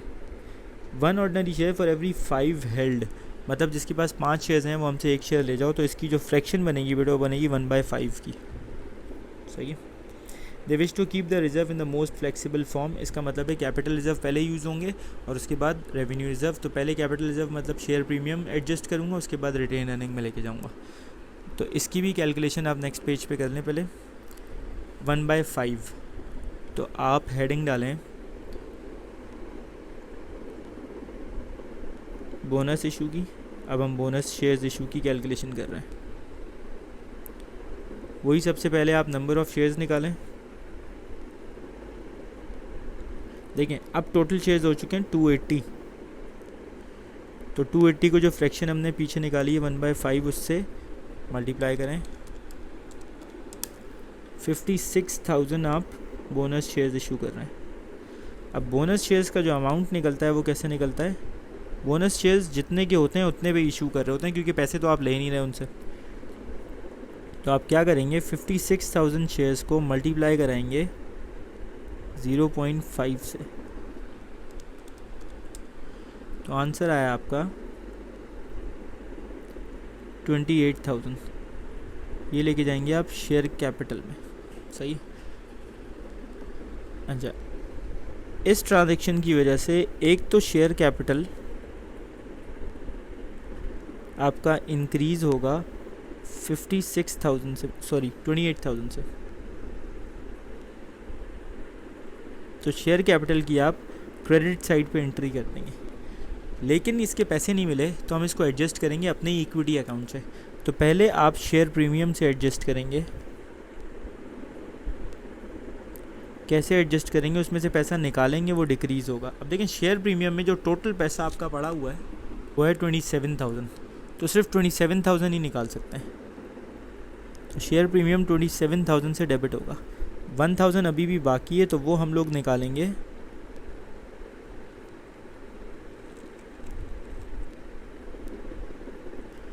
रिटेन्ड अर्निंग से। तो रिटेन्ड अर्निंग 1,000 से डेबिट होगा, सही है। अब ये डेट है हमारी 1 अगस्त, तो इसकी एंट्री कैसे होगी? तो देखें पहले तो आप शेयर प्रीमियम के अकाउंट में एंट्री करें 1 अगस्त। इसका क्रॉस रेफरेंस आएगा share capital,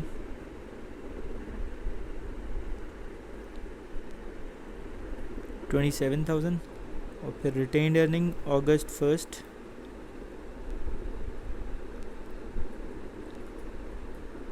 share capital retain earning भी डिक्रीज़ हो रहा है 1,000 से। अब शेयर कैपिटल जो है वो इंक्रीज़ हो रहा है, एक इंक्रीज़ होगा, उसका क्रॉस रेफरेंस लिखेंगे शेयर प्रीमियम, वो है 27,000, और फिर उसके बाद यही साइड पे रिटेन्ड अर्निंग लिखेंगे 1,000। टोटल देखें शेयर कैपिटल में एंट्री हुई है 28,000 की, क्योंकि अलग अलग अकाउंट से क्रॉस रेफरेंस लिखना तो अलग अलग अकाउंट यूज़ किया है, ठीक है।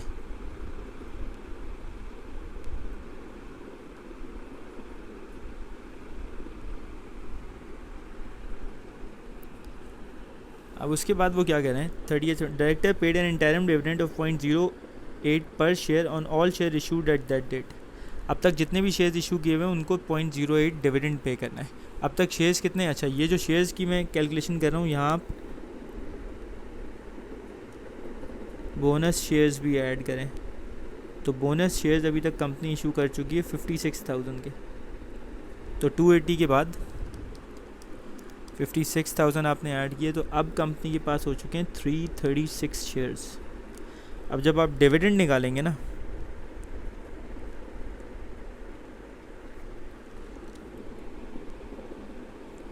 उसमें क्या करेंगे, डिविडेंड में 336 जो नंबर ऑफ़ शेयर हैं उसको मल्टीप्लाई कराएंगे। एक शेयर पे जो कंपनी डिविडेंड दे रही है 0.08 पर शेयर दे रही है, तो डिविडेंड का अमाउंट आ जाएगा 26,880। अब डिविडेंड जब कंपनी पे करती है ना, तो बेटा वो हम लोग रिकॉर्ड करते हैं रिटेन्ड अर्निंग में, और रिटेन्ड अर्निंग में से क्योंकि विड्रॉ करते हैं वो अमाउंट, तो रिटेन अर्निंग का बैलेंस डिक्रीज़ हो जाता है, डेबिट साइड पे एंट्री होगी सिर्फ रिटेन अर्निंग में, और दूसरी एंट्री बैंक में होगी। बैंक यहाँ बनाने को दिया नहीं है, 26,880 डेबिट साइड, और डेट है ये 30 सितंबर।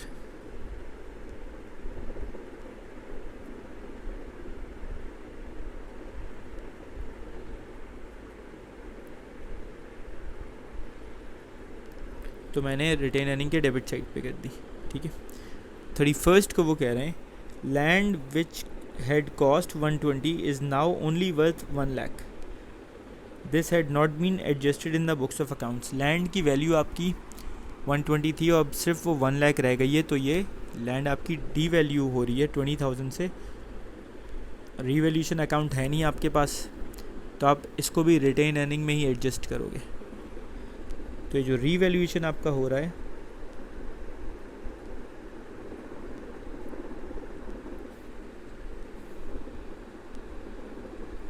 इस रीवैल्यूएशन की वजह से पहले तो ये देखें 120 में से माइनस करें 1 लाख, तो डिफरेंस आ रहा है 20,000 का, रीवैल्यूएशन डिक्रीज। इसकी वजह से आपका रिटेन्ड अर्निंग अकाउंट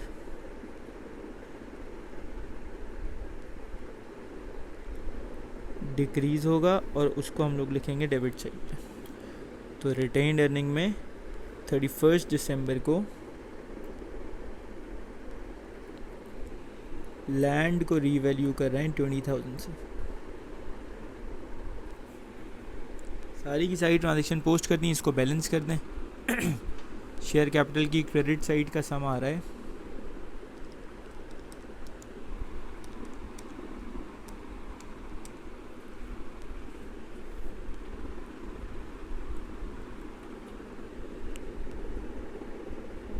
168, वही 168 मैंने यहाँ लिखा, और यही 168 मेरा दिसंबर 31 को हो गया बैलेंस सीडी। बेटा क्वेश्चन में इसने मेंशन नहीं किया कि you need to carry forward the balance, तो उसको यहीं छोड़ दूँगा। अगर ये बोलता कि इस बैलेंस को आगे लेके जाना है तो ये यहाँ से उठा के बैलेंस बीडी यहाँ लिखता 1 जनवरी को 2021 को। ठीक है।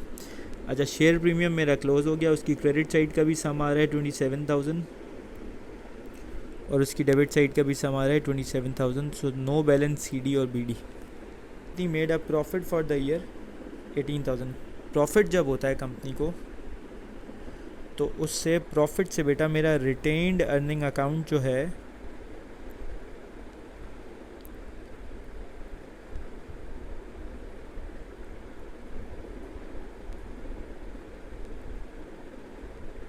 प्रॉफिट जब मैं रिटेन अर्निंग में पुट करता हूँ तो रिटेन अर्निंग अकाउंट इंक्रीज़ होता है, वो क्रेडिट साइड पे रिकॉर्ड होता है। तो दिसंबर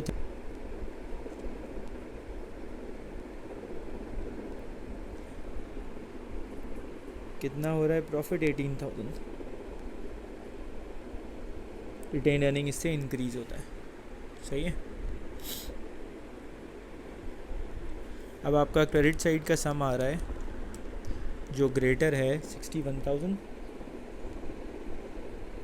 वही आप यहाँ लिखें 61,000 और इसमें से डेबिट साइड की सारी चीज़ें माइनस करें।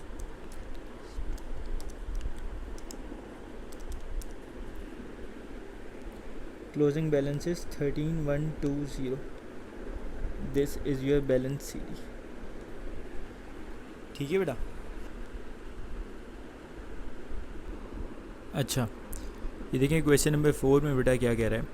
Z limited is a manufacturing company, it operates 2 production department, ठीक है, and 2 service department. The cost are allocated to each department are as follows. Cost उन्होंने ऑलरेडी एलोकेट की हुई है। इनडायरेक्ट लेबर की कॉस्ट चारों डिपार्टमेंट में आई हुई है, अदर इनडायरेक्ट ओवरहेड्स की कॉस्ट आई हुई है और टोटल भी उन्होंने निकाला हुआ है। मतलब ऑलरेडी कॉस्ट इन्होंने प्रोडक्शन और सर्विस डिपार्टमेंट में डिस्ट्रीब्यूट की हुई है। नेक्स्ट स्टेप हमारा ये होता है, हम ये सर्विस डिपार्टमेंट की कॉस्ट को वापस अपोर्शन करते हैं प्रोडक्शन डिपार्टमेंट के अंदर। ठीक है, उसकी बेसिस होती हैं। क्या बेसिस हैं? कह रहे हैं the cost of service department are to be apportioned to the other department as follows. Canteen in proportion to the number of employees. Canteen को आपने अपोर्शन करना है on the basis of number of employees, और stores in proportion to the number of store requisition. जितनी भी requisition आपने store से की उसकी बेस पे करेंगे। नीचे कुछ डाटा दिया हुआ है, नंबर ऑफ़ एम्प्लॉइज़। अब देखें, नंबर ऑफ़ एम्प्लॉइज़ को हम यूज़ करेंगे कैंटीन को डिस्ट्रीब्यूट करने के लिए ना। तो नेक्स्ट आपने काम ये करना है कि आपने नंबर ऑफ़ एम्प्लॉइज़ का टोटल कर लेना है। लेकिन जब आप टोटल करेंगे तो उसमें कैंटीन के एम्प्लॉई को काउंट नहीं करें, क्योंकि अगर कैंटीन के एम्प्लॉई को काउंट करेंगे तो वो कॉस्ट कैंटीन में भी चली जाएगी। हमारा जो पर्पज़ है वो ये है कि हम लोगों ने ये कैंटीन की जो कॉस्ट आई हुई है 170, इसको ये जो नंबर ऑफ़ एम्प्लॉइज़ हैं इन पे डिस्ट्रीब्यूट करना है, और ये कैंटीन से निकल के कॉस्ट मशीनिंग में, फिनिशिंग में और स्टोर्स में चली जाए। सही है। तो इसलिए हम लोग कैंटीन के एम्प्लॉई को काउंट नहीं करेंगे। मैं लूँगा 5 + 9 + 3। ठीक है, ये याद रखना है। तो ये जाएंगे 17 एम्प्लॉइज़। और उसके बाद स्टोर्स के लिए हम यूज़ करेंगे नंबर ऑफ़ स्टोर रिक्विजिशन, तो उसका भी टोटल कर लें 6300 और 7200। अच्छा, अब ये डिस्ट्रीब्यूट कैसे होगा ये मैं आपको वर्किंग नेक्स्ट पेज पे दिखा देता हूँ। नीचे दिया हुआ है apportion the service department cost by completing the table. ये टेबल में हमने मशीनिंग में इस पर कॉस्ट पड़ी हुई है 458, फिनिशिंग में है 565, 100, स्टोर्स 132 एंड कैंटीन इज़ 170। सबसे पहले हम कैंटीन को डिस्ट्रीब्यूट करेंगे, और कैंटीन इन तीनों डिपार्टमेंट्स में जाएगा, मशीनिंग में, फिनिशिंग में, स्टोर्स में। आपने क्या क्या चीज़ें याद रखनी है? आपने कैंटीन की टोटल कॉस्ट विच इज़ 170 ये याद रखनी है। Total number of employees of canteen 17, वो ये याद रखने, और इंडिविजुअल एम्प्लॉयज़ 5, 9, 3, फिनिशिंग के 5, मशीनिंग के 5 सॉरी, फिनिशिंग के 9 और स्टोर्स के 3। अब कैसे डिस्ट्रीब्यूट करेंगे देखें। कैंटीन को सबसे पहले कैंटीन डिस्ट्रीब्यूट होगी मशीनिंग के अंदर। कैंटीन की टोटल कॉस्ट थी 1,70,000, डिवाइड करेंगे total number of employees in canteen which is 17 और मल्टीप्लाई कराएंगे number of employees in machining department, वो कितने 5। यही वर्किंग फिनिशिंग के लिए करेंगे। Total cost of canteen divided by total number of employees of canteen multiply by number of employees working in finishing department which is 9। यही हम लोग stores के लिए करेंगे। Total cost of canteen divided by total number of employees which is 17 multiply by employees working in stores which is 3।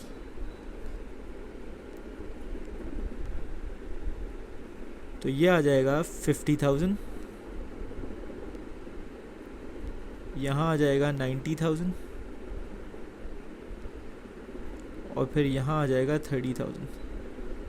और देखें इसका total अगर करेंगे ना 50, 90, 30 का, तो आपका टोटल आ रहा है 170। तो आपने ये टोटल कॉस्ट ऑफ कैंटीन जो 170 था उसको डिस्ट्रीब्यूट कर दिया 50, 90, 30 इस तरीके से। अब इसको इस टेबल में लिख दें जहाँ लिखा हुआ है रीअपोर्शमेंट ऑफ कैंटीन कॉस्ट। तो वो कितना आ रहा है 50,000 इधर गया, 90,000 इधर गया और स्टोर्स में 30,000 चला गया और कैंटीन से 170 माइनस हो गया।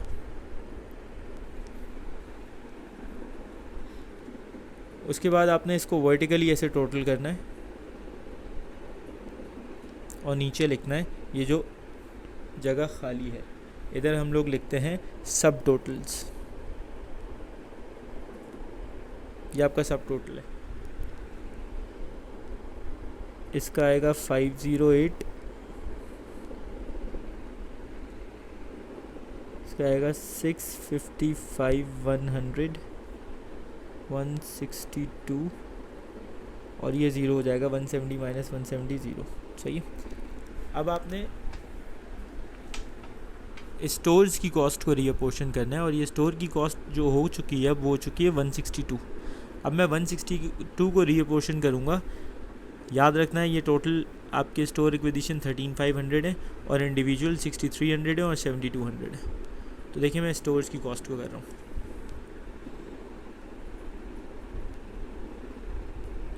स्टोर की कॉस्ट पहले जाएगी मशीनिंग डिपार्टमेंट में। Total cost of store is 162 divided by total store requisition which is 13,500 multiply by number of store requisition of machine department which is 6,300। तो मल्टीप्लाई करेंगे 6,300 से। यही काम मैं फिनिशिंग के लिए करूँगा।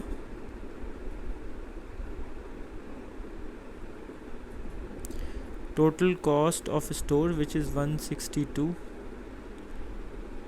divided by total store requisition which is 13,500 multiply by जो फिनिशिंग के स्टोर रिक्विजिशन है विच इज़ 7,200।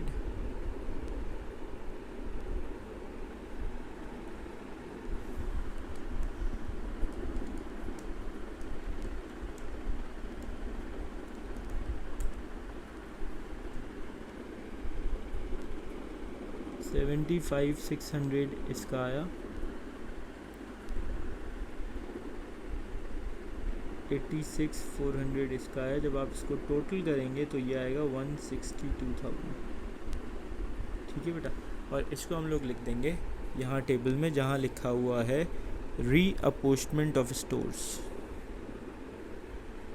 स्टोर की कॉस्ट जो टोटल थी 162 उसको डिस्ट्रीब्यूट कर दिया। 75,600 यहाँ लिखा 86,400 यहाँ लिखा और ये 162 माइनस हो जाएगा क्योंकि ये डिस्ट्रीब्यूट हो चुका है। अब दोबारा वर्टिकली टोटल कर दें इनको,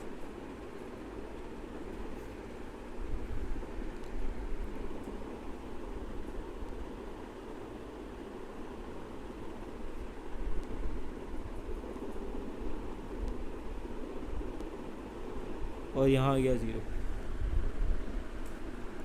तो अभी आपने किया क्या है, आपने सारी जो सर्विस डिपार्टमेंट की कॉस्ट थी वो आपने ले आए हैं प्रोडक्शन डिपार्टमेंट के अंदर, और now the total cost of production department is this. Next step ये होता है, ये आपको ओवरहेड एब्जॉर्प्शन रेट निकलवाता है। ओवरहेड एब्जॉर्प्शन रेट जो हम लोग निकालते हैं वो निकालते हैं on the basis of hours, चाहे वो मशीन आवर्स हो या लेबर आवर्स हो, डिपेंड करता है जिस भी डिपार्टमेंट के जो आवर्स ज़्यादा हैं। अब देखें, अगर मैं मशीन डिपार्टमेंट को देखूँ, ये 2 आवर्स हैं। 15,000 मशीनिंग डिपार्टमेंट में डायरेक्ट लेबर आवर्स हैं और 45,000 मशीन आवर्स हैं। क्योंकि 45,000 ज़्यादा है तो जो मशीनिंग का रेट निकलेगा वो 45,000 पे निकलेगा। अच्छा, फिनिशिंग डिपार्टमेंट में ये रहे 2 आवर्स, 40,000 जो है आपके वो डायरेक्ट लेबर आवर्स हैं और 25,000 जो है वो मशीन आवर्स हैं। तो जो ज़्यादा है उस पर रेट निकलेगा विच इज़ 40,000। सही है, तो अब मैं रेट निकाल दूँगा। नीचे वो कह रहा है कैलकुलेट टू 2 डेसिमल प्लेस। आपने जो रेट का आंसर लिखना है वो 2 डेसिमल प्लेस में लिखना है। Suitable overhead absorption rate for each of the production department.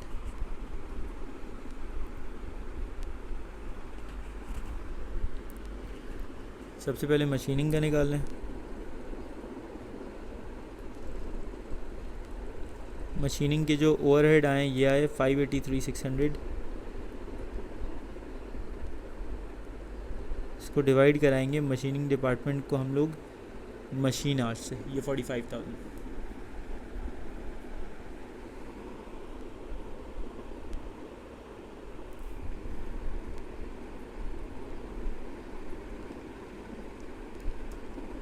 Divided by 45,000, answer आ रहा है 12.968।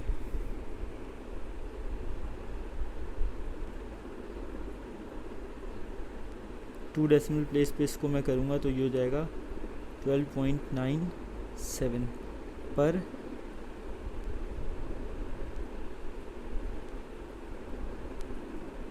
Machine our. मशीनिंग के बाद आप निकालेंगे रेट फिनिशिंग का,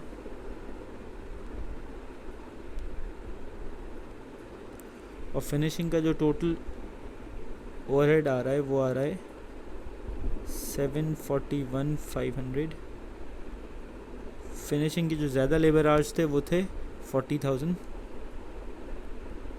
ज़्यादा थे मतलब लेबर आवर्स थे तो इसलिए 40,000 से, तो इसका आंसर आ रहा है 18.537।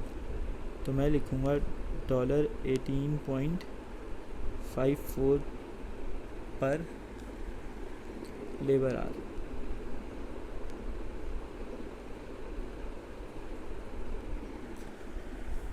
चलिए बेटा, ये आपने रेट निकाल दिया। तो देखिए नेक्स्ट क्या कह रहा है, Z Limited has been approached by a customer to quote for one of their product, this will require the following. एक कस्टमर आया हमारे पास और वो हमसे एक कोटेशन मांग रहा है, और जिस चीज़ की वो कोटेशन मांग रहा है उसमें डायरेक्ट मटेरियल लगेगा 20 किलो लगेगा और 1 किलो $5 का है। डायरेक्ट लेबर लगेगा 8 घंटे का और 1 घंटा है $9 का। सही है, और ओवरहेड की डिटेल ये दी हुई। वो मुझसे पूछ रहा है कि आप इसकी सेलिंग प्राइस बता दें, और हमारी पॉलिसी है कि हमारी जो कॉस्ट आती है उसके आगे हम क्या करते हैं, सेलिंग प्राइस पे 40% लगा देते हैं, फिर सेलिंग प्राइस बताते हैं। तो मैं जो वो पूछ रहा है calculate the total price quoted to customer, कि हम कस्टमर को क्या बताएंगे, उसके लिए सबसे पहले मैं कॉस्ट निकालूंगा। कॉस्ट निकालेंगे, उसमें प्रॉफिट ऐड करेंगे और कस्टमर को बता देंगे भाई हम आपको इतने का दे सकते हैं। तो जो कॉस्ट आएगी उसमें सबसे पहले आएगा डायरेक्ट मटेरियल।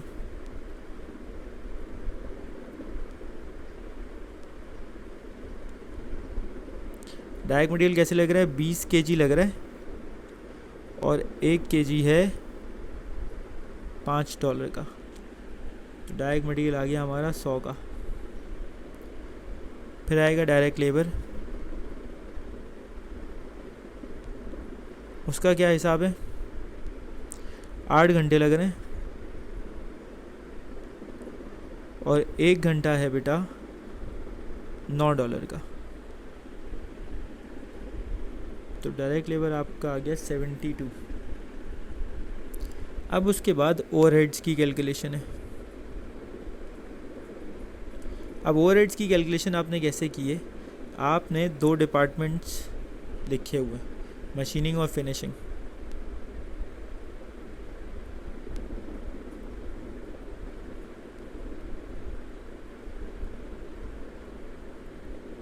उनके रेट वो लगेंगे जो पीछे हमने अभी ओवरहेड एब्जॉर्प्शन रेट उनके निकाले हैं, सही।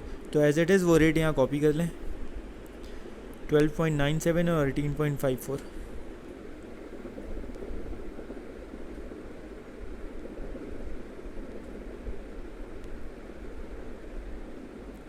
अब इनको आवर्स से मल्टीप्लाई करवाना है। तो याद रखिएगा, मशीनिंग का जो रेट आपने निकाला है वो मशीन आवर्स पे निकाला है, और फिनिशिंग का जो रेट आपने निकाला है वो डायरेक्ट लेबर आवर्स पे निकाला है। अब देखिए क्या कह रहा है, the direct labour hours and machine hours required in each production department will be. जो हम लोग प्रोडक्ट बना रहे हैं उसमें कितने डायरेक्ट लेबर आवर्स लगेंगे और कितने मशीन आवर्स लगेंगे दिया हुआ है। मशीनिंग में याद रखिएगा, मशीनिंग का रेट जो हमने निकाला है वो मशीन आवर्स पे निकाला है। तो मशीनिंग में डायरेक्ट लेबर 3 आवर्स लग रहे हैं, जिसको हमने इग्नोर करना है। हम क्या करें, हमारा जो ये रेट आया हुआ है ना बेटा 12.97, ये मशीन आवर्स पे आया हुआ है, तो इसको हम लोग मल्टीप्लाई भी मशीन आवर्स से ही करेंगे, ठीक है, मल्टीप्लाई बाय 2 आवर।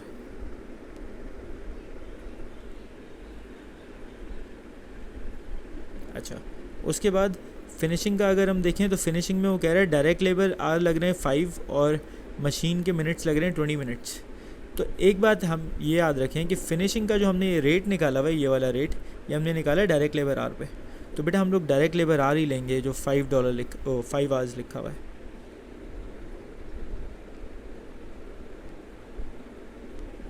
बस मल्टीप्लाई कर दें।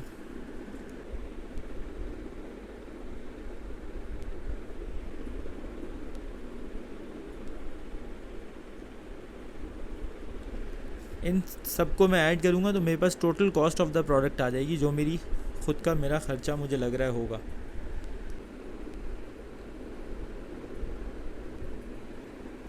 ये मेरे लिए टोटल कॉस्ट, मेरा अपना खर्चा ये होगा। अब इस पे मैं लगा रहा हूँ मार्जिन 40%।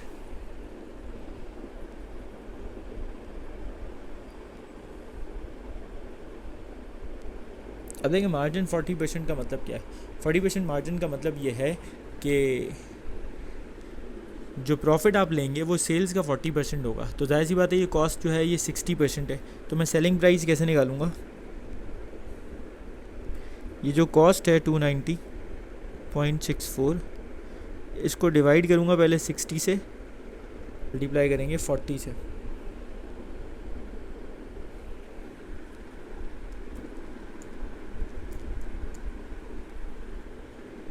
तो आपका मार्जिन आ रहा है 193.76। वो अगर डायरेक्ट 100 से मल्टीप्लाई करते हो डायरेक्ट सेलिंग प्राइस आ जाती, उसके लिए आपको ये करना होता कि यहाँ मार्जिन के बजाय सेल्स लिख देते। सही है, वो भी सही है। अब इनको ऐड कर दें तो आपके पास टोटल सेलिंग प्राइस आएगी, जो अभी आई थी वो थी 484.40।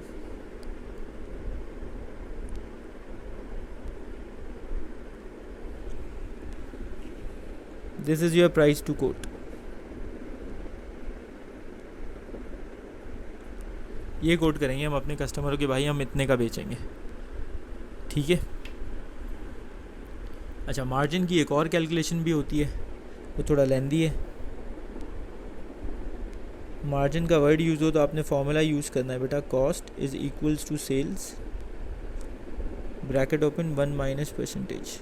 अब जो वैल्यू आपको पता है वो पुट करते हैं। मुझे कॉस्ट पता थी 290.64 इज़ इक्वल्स टू सेल्स निकालनी थी, 1 माइनस % वॉज 40%।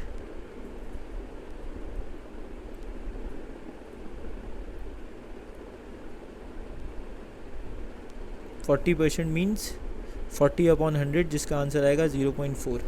अब 0.4 1 में से माइनस आएगा, माइनस होगा तो आंसर आएगा 0.6।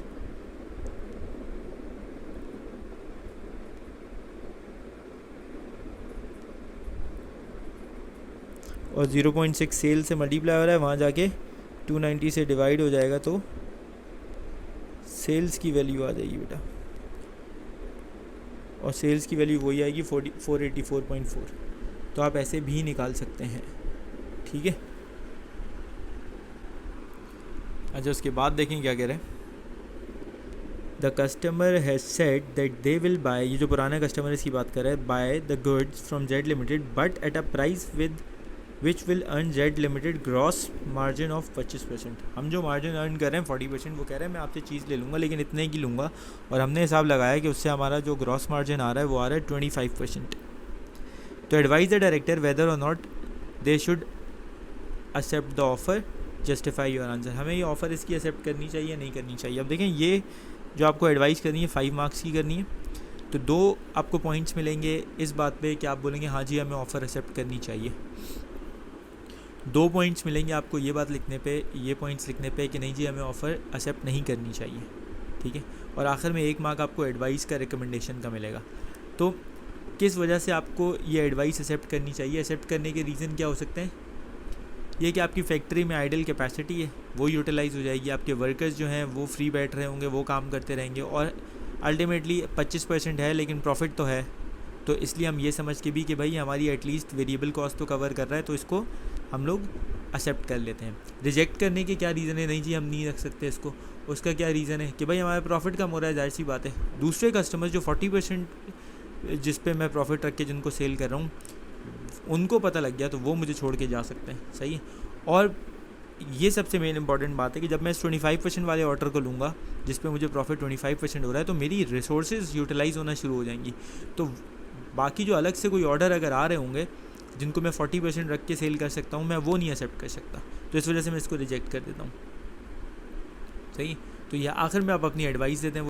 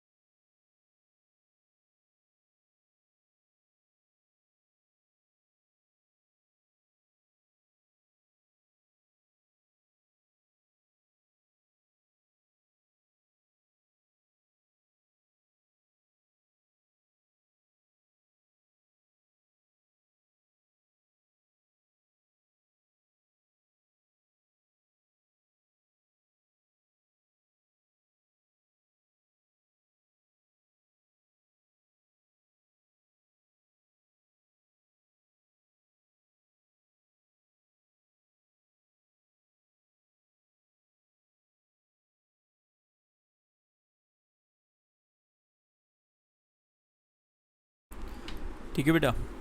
अच्छा, उसके बाद क्या कह रहे हैं। Z Limited operate a second factory. It uses both direct labor hours and machine hours to absorb its factory overhead. The cost accountant has suggested that a single factory overhead absorption rate should be used. ठीक है, वो कह रहा है अलग अलग ये जो डिपार्टमेंट वाइज रेट निकालते हो ना आप, कभी लेबर आवर्स से डिवाइड करते हो, कभी मशीन आवर्स से डिवाइड करते हो, तो ये नहीं करें, एक ही सिंगल ओवरहेड रेट निकाल लें पूरी फैक्ट्री का, तमाम डिपार्टमेंट्स का टोटल कॉस्ट निकाल लें और टोटल किसी भी से उससे आवर्स से डिवाइड करते हैं, एक ही रेट आ जाए। Advise the director whether or not they should make this change, justify your answer. ये करना चाहिए नहीं करना चाहिए, हमें एडवाइस करना है। ये भी देखें 5 मार्क का है, तो 2 पॉइंट्स आपको मिलेंगे ये कहने पे कि हाँ जी हमें एक्सेप्ट करना चाहिए उसकी सजेशन को, 2 पॉइंट आपको मिलेंगे नहीं जी हमें नहीं करना चाहिए, और आखिर में आपकी रिकमेंडेशन आपकी एडवाइस होगी। तो देखें क्या रीज़न हो सकता है कि क्यों हम एक्सेप्ट करेंगे। जाहिर सी बात है एक ही रेट होगा, तो ये आप जो अपोचमेंट कर रहे हैं ये नहीं करेंगे तो ये बहुत आसान हो जाएगा ये काम। तो मुश्किल इतनी अपोचमेंट हो रही होती है, इतनी लंबी चौड़ा एक टेबल बन रहा है और बहुत बड़ी कैलकुलेशन है, वो करने से बच जाएंगे आप, सही है। और जाहिर सी बात है जब कॉस्ट अकाउंटेंट या जो भी बंदा आपने उसके लिए रखा हुआ है वो उससे आप वो काम नहीं कराएंगे तो आपके लिए चीपर पड़ेगा ये, सही है, सस्ता हो जाएगा। क्या रीज़न है क्यों एक्सेप्ट नहीं करना चाहिए। देखें बहुत सिंपल सी बात है, जब आप एक ही ओवरहेड रेट सब पे अप्लाई करेंगे तो कुछ प्रोडक्ट आपकी ऐसी होती हैं जो लेबर आवर्स ज़्यादा लेती हैं, कुछ मशीन आवर्स ज़्यादा लेती हैं, तो इनएक्यूरेसी आएगी आपकी कैलकुलेशन में। तो इनएक्यूरेसी अगर कॉस्ट कैलकुलेशन में आएगी तो जाहिर सी बात है आपकी सेलिंग प्राइस भी गलत निकलेगी, और सेलिंग प्राइस गलत निकलेगी तो आपकी जो सेलिंग प्राइस होगी वो कॉम्पिटिटिव नहीं होगी, सही, मार्केट कॉम्पिटिटिव नहीं होगी, सही। टाइम हर प्रोडक्ट का हर डिपार्टमेंट में अलग अलग रहा होता है, तो इसलिए ज़्यादा बेहतर यही है कि ये ये सजेशन जो कॉस्ट अकाउंटेंट की है इसको एक्सेप्ट ना किया जाए, ठीक है।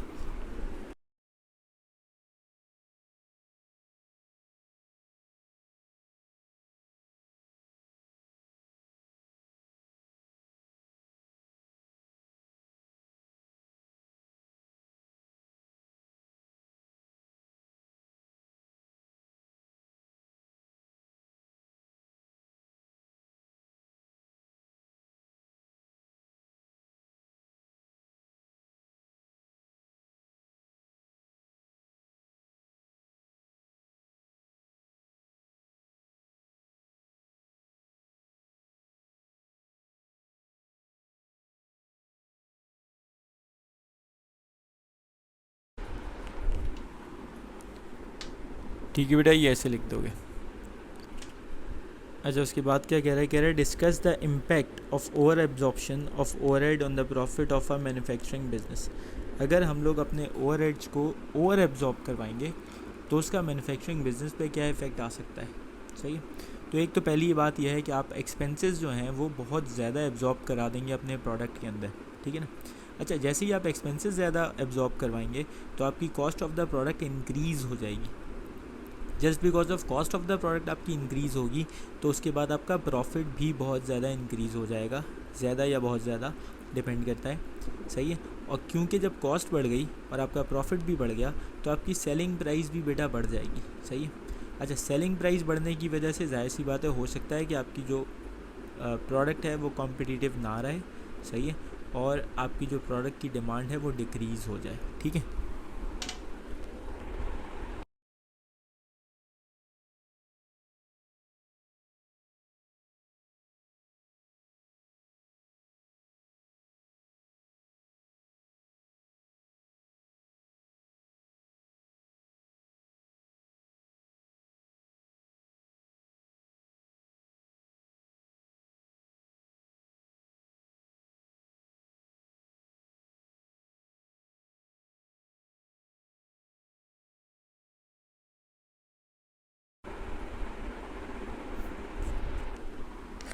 ठीक है बेटा, ये ऐसे हो जाएगा।